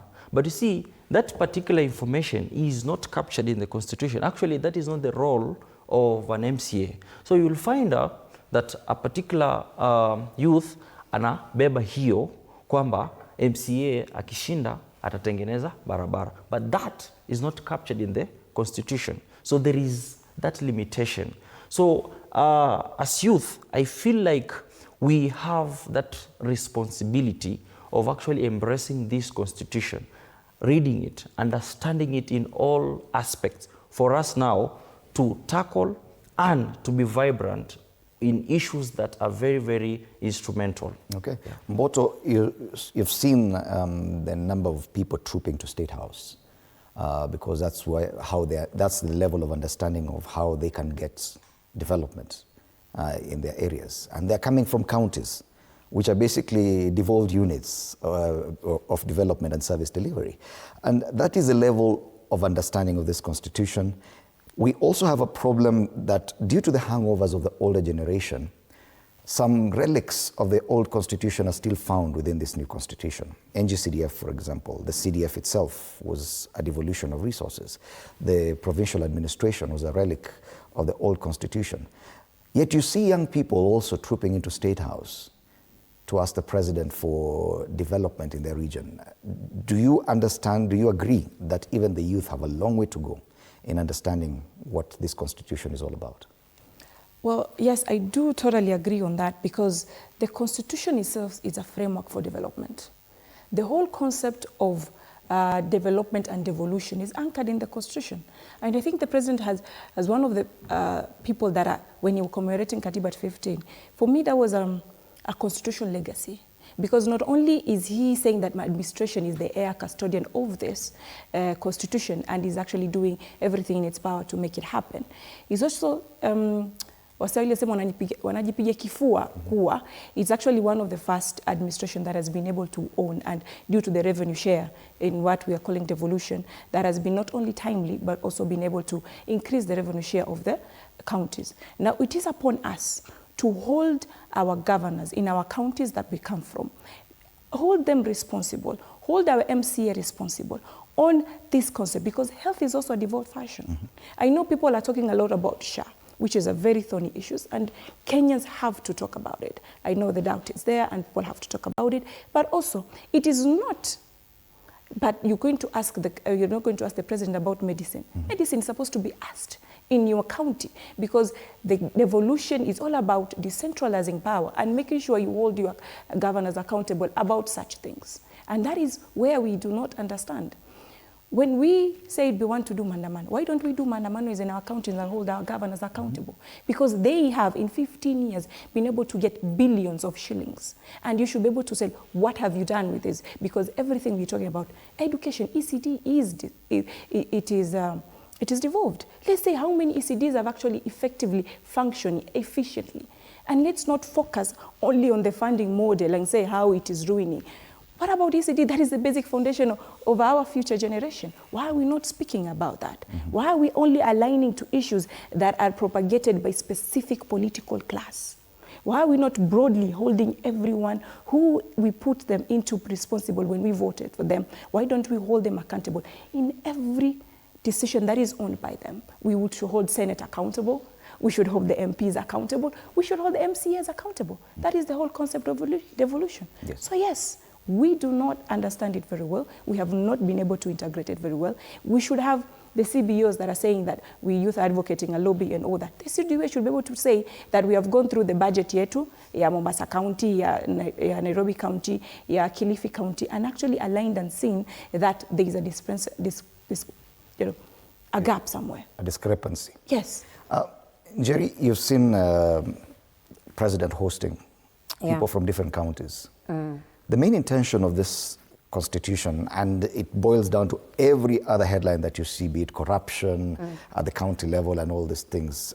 The kind of trips we see to State House, one talks about failure at the county level, the level of corruption at the county level. But it also speaks to the fact that the main intention was diluted. This constitution wanted to decentralize power and remove the focus and obsession from the presidency to the devolved units. But now we are seeing that everyone now is going back to the president. And they're coming as units from the counties. Now they don't go as constituencies, they go as counties themselves. Kiambu County was the latest. Do you understand the level of confusion with that? And the obsession with the president is still a long way to disappear. First of all, that is intended diversion by the president himself and his team of sycophants, because they have realized that as long as devolution is working, whatever they intend to do in terms of corruption, in terms of misuse of power, cannot function. And again, I was trying to imagine that the photos on your screens are saying that the Katiba is not for sale. And I was trying to imagine, yesterday in State House, we had like maybe 5,000 people from Kiambu, and they each went back home with money. It's public knowledge. They no longer hide it anyway. And I was hoping that every Kenyan who goes to State House from since when they started going can go home each with a Katiba. Or maybe after they are given the money that they receive, they can each get a Katiba, because it's not for sale. We should be having this document readily available. But if your intention to bring people together in State House is for them to clap for you and tell you tutam, and for you to start using this platform to respond back to your opponents, then we are losing it all. The fact that you don't have, you're not bold enough about your presidency to go to mashinani, because if at all you feel you're supposed to be a two-term president, you should go meet people where they are, because that was the essence of devolution, for us to decentralize power. So I would have expected that it to be the other way around, where the president goes to Nyandarua County, and for him to go there, he's not going to ask them what should be done. He's going to progressively say, we've done this and this and this, we are at here, our track record is here. But we have a country where the president and his team feels that they want everybody to bow down to power for them to continue living in these small box where they imagine that without them, nothing else should be running. That the president has audacity to tell people that as long as upande wenyu, you people are feeling, as long as he feels he's not getting the support that he needs from certain people in certain regions and certain counties, you are not entitled to some powers and privileges. And that is why you find utterances like, nyinyi nimeamua mkuwe watu wangu. That means previously you people have not been my people. And I am really looking at a situation whereby the problem starts with our members of parliament, because the people who went to the State House yesterday, I'm a politician in Nyandarua County. I'm vying for women rep Nyandarua County, and anytime that the president wants to meet people, you'll always hear the area chief making calls. Na nimeambiwa nitafute watu 200 kwa this place. We have reduced our administrative officials into being political tools. We should not even be there in the first place. The provincial administration should not be there in the new constitution. And now the problem is, despite them being there, the jobs that they are being given to do is not even what they had been put in place initially for. And I think until when we have, first of all, we have a president in power who did not support the constitution. So now I think maybe we understand partly why he is not one who upholds the constitution, because from the word go, he was not for it. But he is for it because it gives him the power and privileges to be the president. But when it gets to a point where he needs to uphold the sections of maybe opposition leaders, the section of Kenyans, the section of devolution, he does not want to uphold. Not once or twice have we had the COG complain that money has not been sent to them.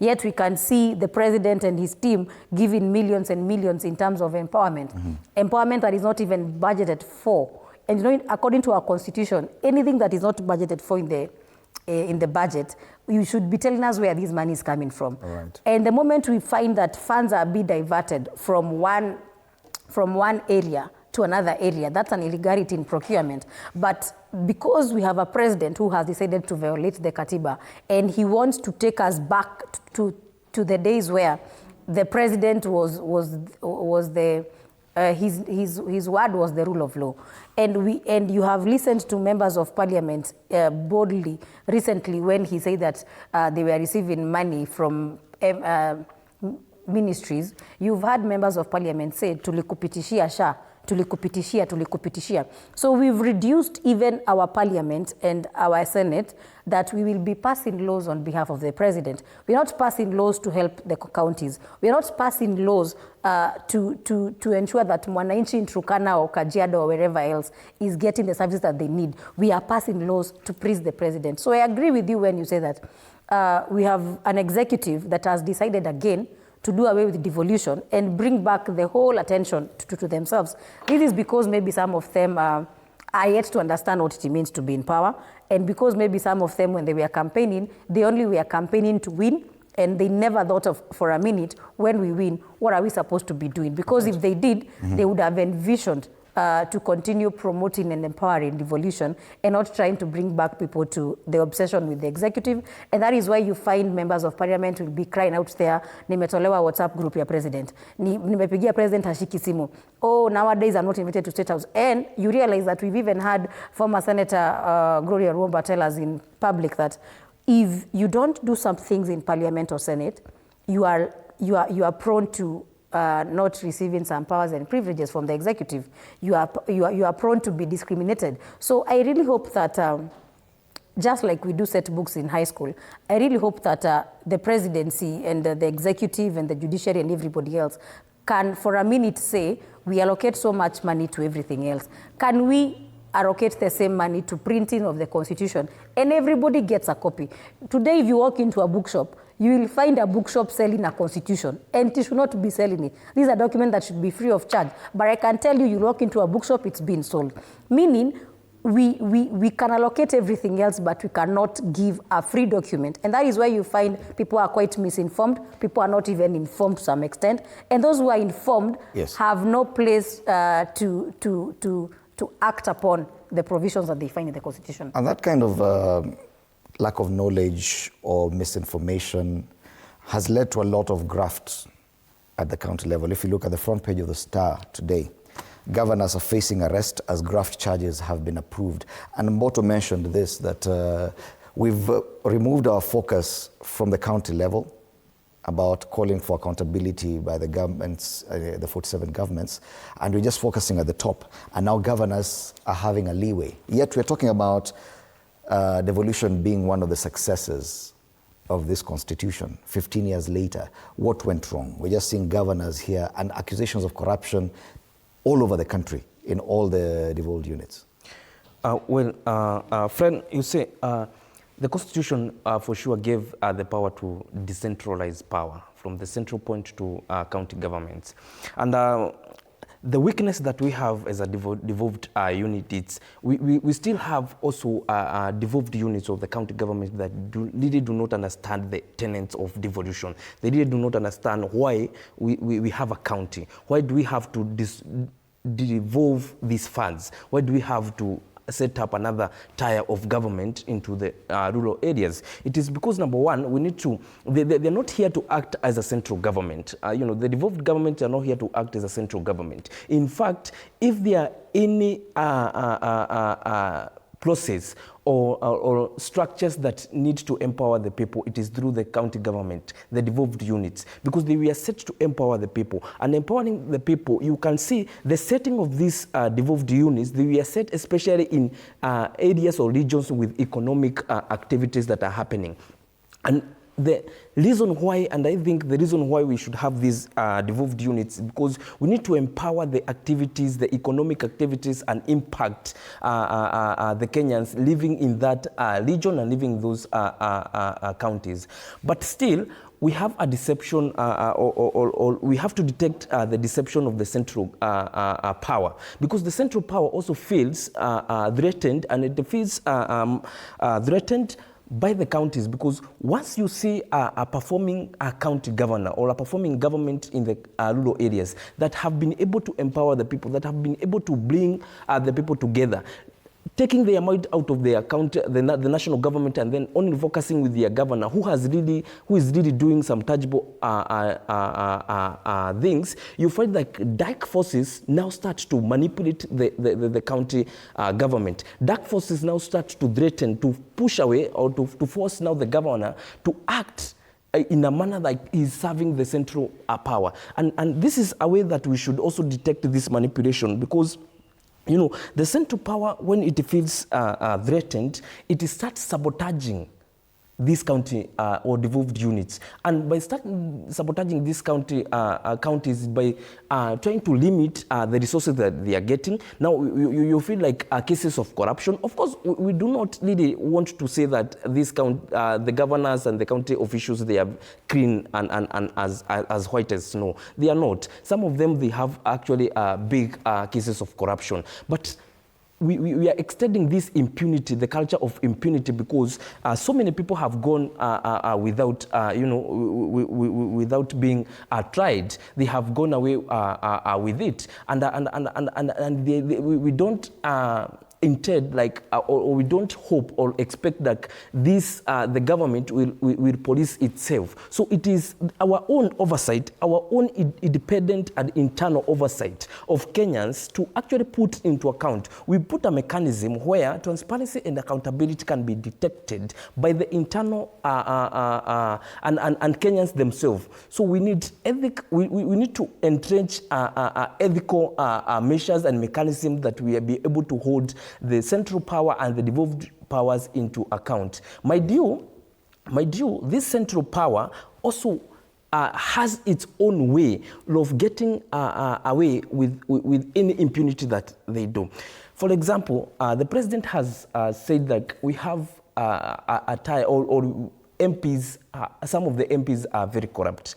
But do we expect these MPs, they are the people who do the oversight of the executive government? They also have something against the executive. Do we expect them to police themselves? Of course, no. We expect, at the end of the day, this will be a political issue. It will be just a public control, a damage control, and trying to build some public trust by drawing some people under the bus. But at the end of the day, they will go away with it. But how do we hold into account? How do we put accountability and transparent mechanism to the core, and how Kenyans will hold this government to the edge, and they see that delivery is done. And Boto mentioned something very interesting, that accountability should be at the county level.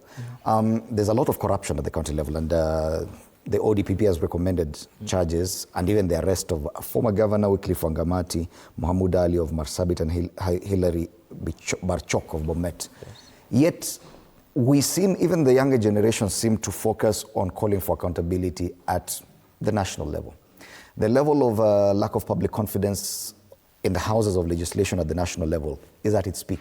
Yeah. Yet we see a lot of bad manners at the county level, the kind of fights between county assemblies and the executives, like what is happening in currently in Kericho. We saw what happened in Meru and in other counties, MCAs and county executive just pushing and pulling. How come we're not seeing that level of demand for county accountability at the county level, even the county assemblies? We've left them to run rogue. Do you see where the road starts? Yeah, actually, that is very, very, very true, because many of us have been focusing on the presidency alone, neglecting that Katiba gave us devolution, and we have the county. And in my own perspective, I feel like we are still enslaved by the culture of the former constitution, whereby it only highlighted the presidency. So we have not fully accepted within ourselves that we have the central government and the devolved units. That is number one.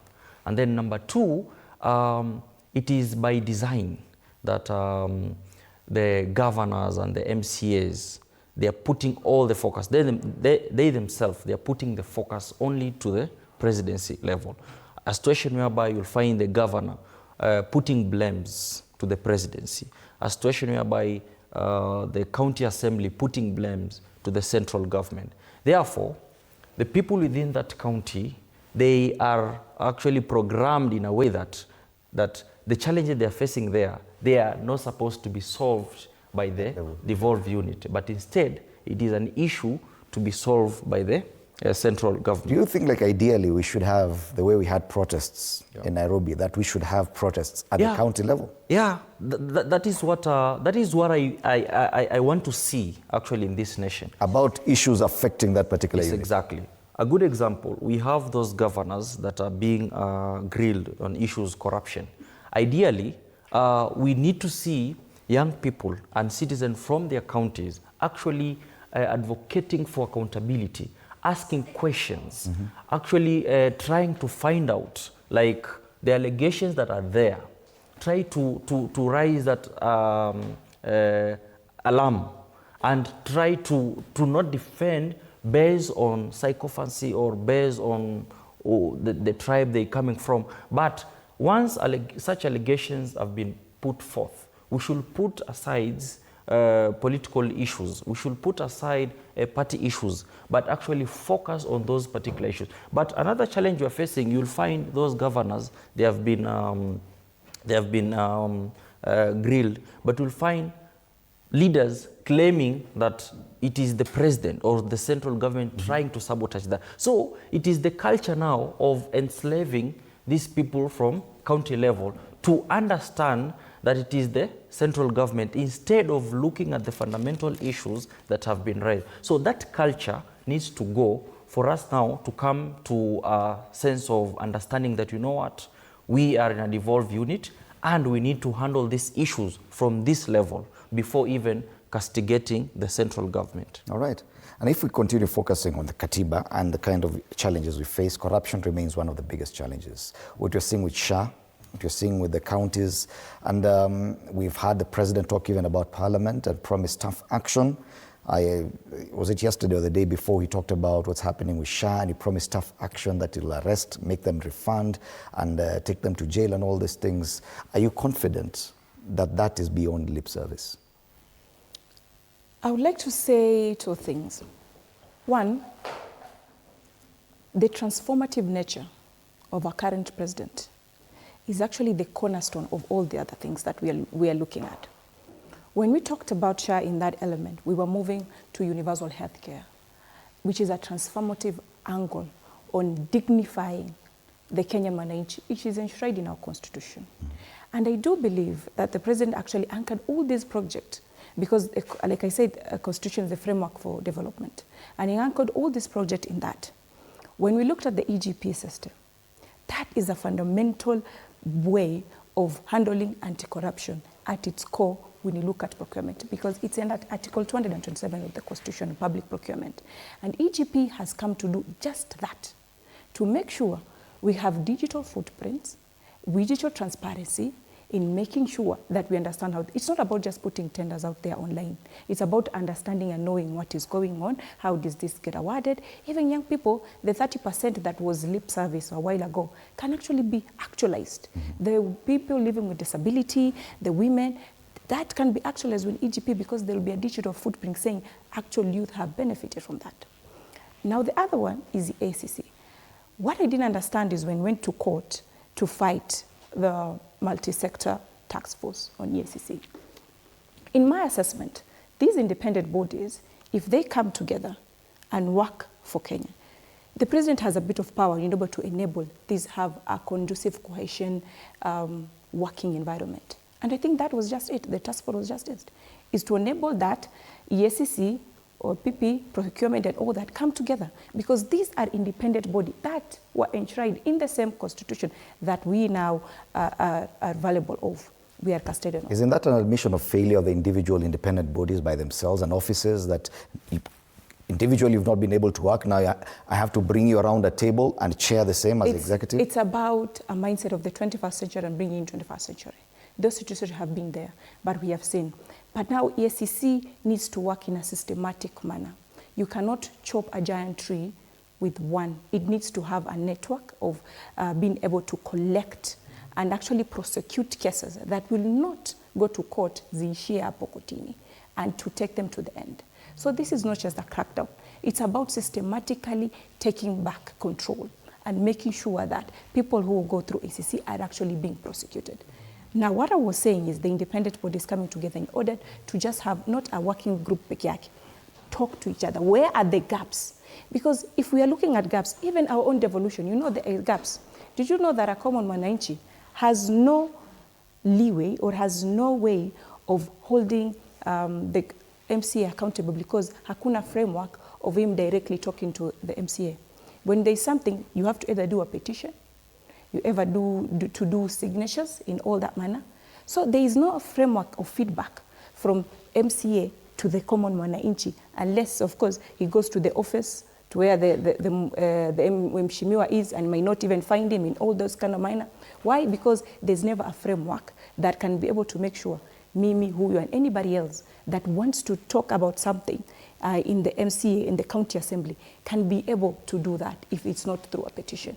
And watu wengi, you understand that. They do not understand.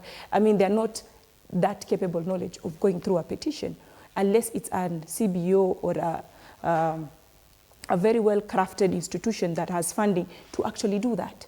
But there isn't a framework that common mwananchi can walk into an MCA and actually handle feedback on issues that are touching that. Why? That is a gap we should look at and try and institutionalize it in such a manner that it is easy for any individual to do that. Those are what, because now we're not even fighting about the constitution. It's about young people having a lot of power and implementing the constitution to its core. Implementing devolution to its core. Those are the angles we should be able to talk about. Let's not hold the president just accountable. Let's even hold our MCAs accountable in every prospect of that manner. We're still not seeing that, and we're seeing that everyone is looking up at the president to say to crack the whip. But the president comes out and speaks using heavy words, but days later, especially on this SHA issue, which is one of his flagship projects, one would believe, one would think that the president would really be interested in fixing the situation, fixing the problem. But a week later, names have been mentioned, nothing has happened. Do you believe that this war on corruption currently is more than just paying lip service? First of all, when I hear somebody say we should not call out the president, or maybe because we should start first with MCA, it is very unfortunate because I can tell you for a fact, at the end of the day, he is the most senior-most government official that we have. And him as the president, the buck stops with him. And the moment corruption starts, yani tunaanza corruption pale juu tukiteremka chini, that today you can't ask an MCA about calling his people and giving them money because he's going to tell you even the president calls members of parliament and gives them money. So in terms of accountability, if Kenyans decide they want to focus on the president, it's because he has the mandate and he has the responsibility to be a good example. Not to say that we should not question the other members of county assembly or members of parliament, but we can never, as Kenyans, wake up and say that we should not focus on the president. Don't you think we're putting too much focus on the national level, yet so much corruption is happening at the devolved units? You see, one thing that I believe is that, you see, why don't we agree that everybody needs to be taken to accountability? Why do we keep saying that so-and-so is being focused more than the other? It's because maybe the things they are doing, we also look at them and question. The moment you tell me the president is posting photos of him in a field full of wheat every other day, then kidogo posting photos of him, mahindi iko nyuma yake amejaza, but our reality in the ground, farmers, are they doing the same? The moment we see him posting such photos, then we hear, kuna mchele imeingia, yet there is mchele in Mwea. We see such photos, then we hear that farmers who plant maize are not, mahindi yao hainunuliwi, but we can see the president is saying that, you know, when his bloggers post and tell us that, you know what, the president is a good farmer. What I was trying to say is, before I went into that, is that accountability does not need to start from an exact person. Everybody should be accountable. And the president is just this guy who, you know, even his cry about kuna members of parliament who are taking money from PSS and ministers was not about corruption.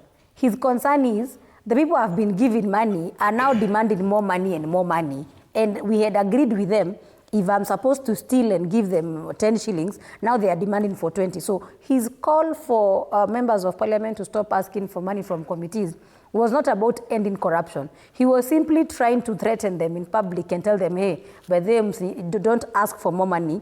The level that we've been exchanging to maintain. Don't go above what I can't afford. Let us maintain our corruption levels at these and these levels. Because if truly he was asking about corruption, the SHA issue as for now, CS Duale would have gone home. He would be under investigations. Anybody who was part of those procurement payments that were paid to ghost hospitals.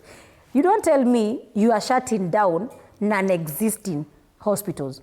How do you close down a hospital that has not even been existing? How do you degazette a hospital that you people paid for them to have been in the payroll of payment? It means somebody placed the name on the table. It means somebody somewhere, a committee somewhere said that this hospital had met the threshold of it to be under our payroll in the SHA payment. So I think we have a president who is not serious about corruption, and his political call or his clarion call about corruption is quite selective. He has selective amnesia, because you cannot on one hand call out members of parliament, then an incident happens right inside your cabinet. You know, parliament is a different institution.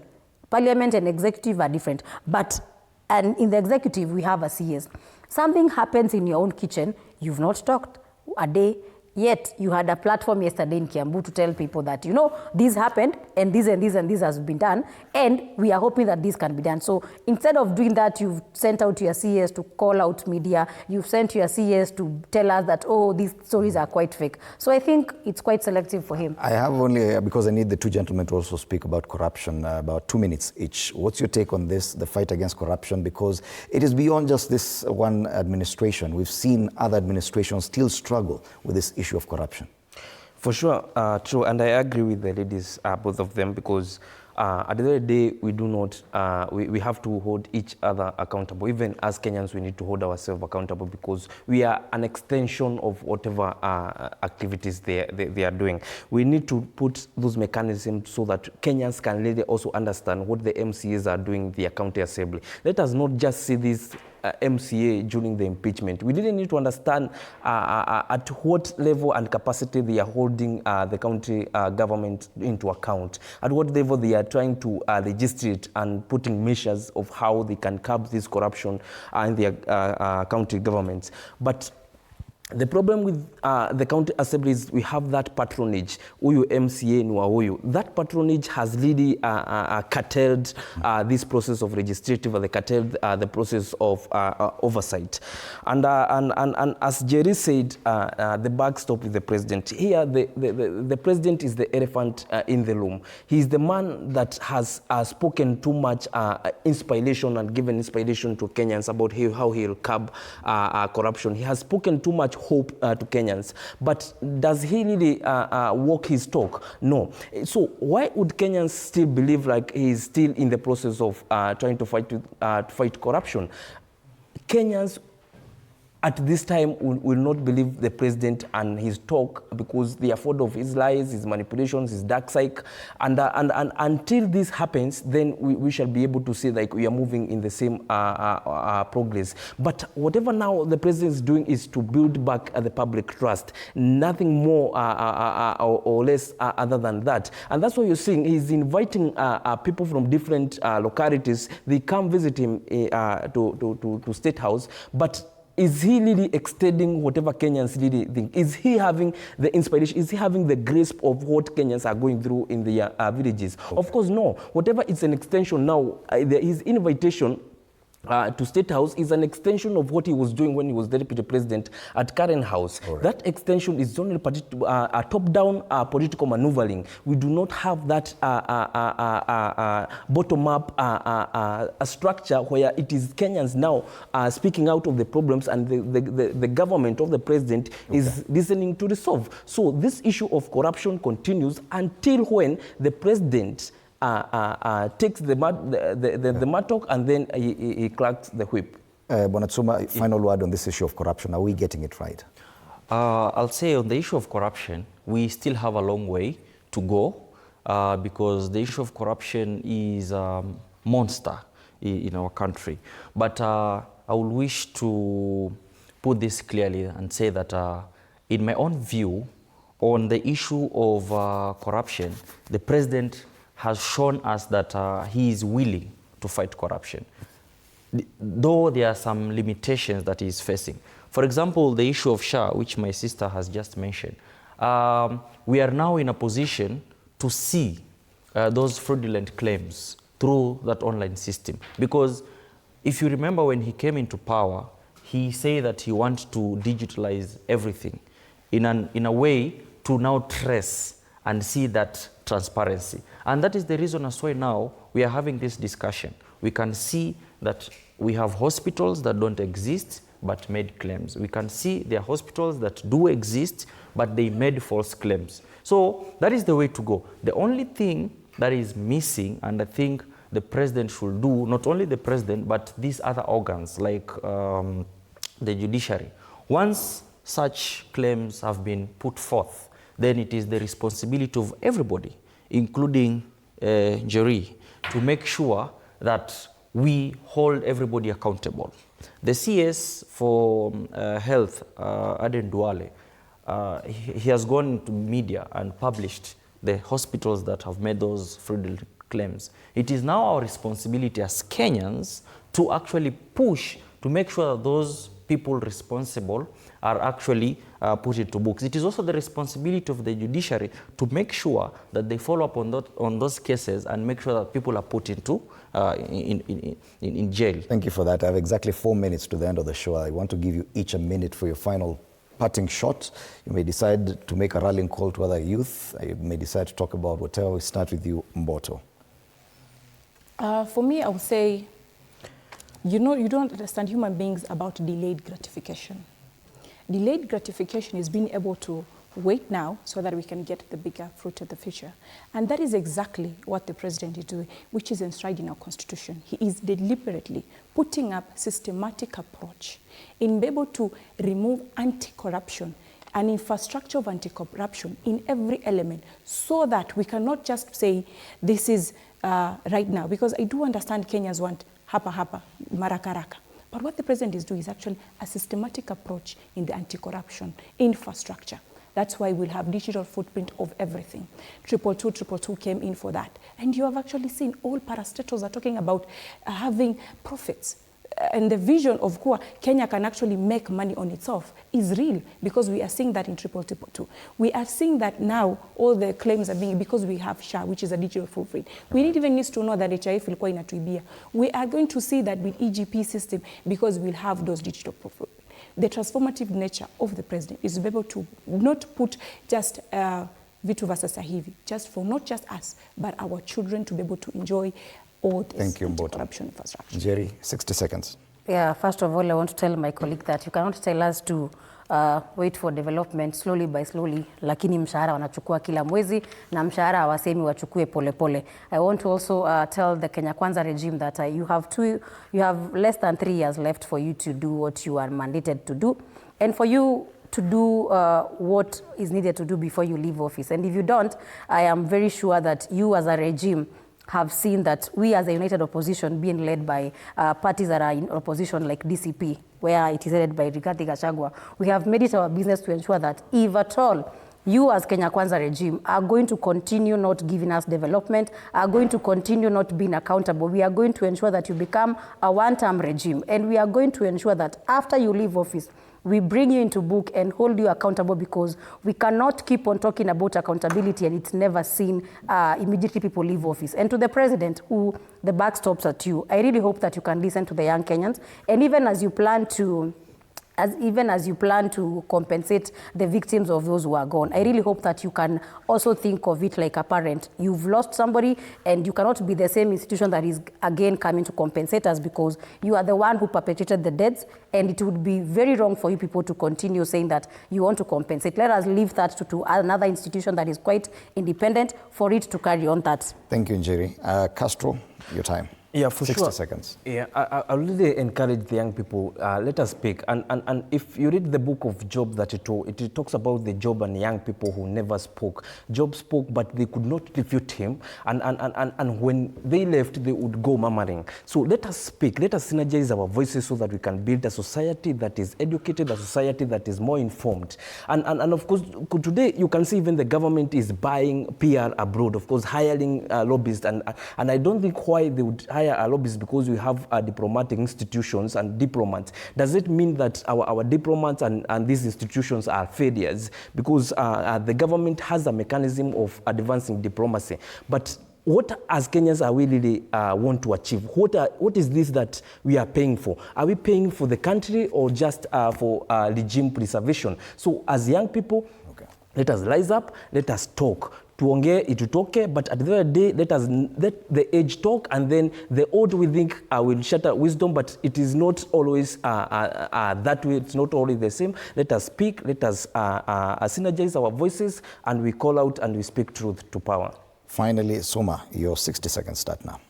Yes, in line with Katiba at 15, I will wish to tell my fellow youth, know the Constitution, reject manipulation, and own your space. Thank you. All right, thank you so much. My panelists this morning, Gakuna Jima Castro, a political analyst, Njeri Kahiga, national youth leader, Simon Suma, political strategist, and Boto Hassan, a communication strategist. Asanteni sana for your time at TV47 and for your very well-considered opinions on the issues we've discussed. Very good to hear voices of young Kenyans. Today's headlines: Inside Versity's 42.5 billion financial mess, that's a star. Shakahola Season 2, that's a Daily Nation. And you are dispensable. Chali yako akikuambia hivi, ama dini yako akikuambia hivi, chunga sana. You are dispensable. That's the standard that's directed at the CS for Health.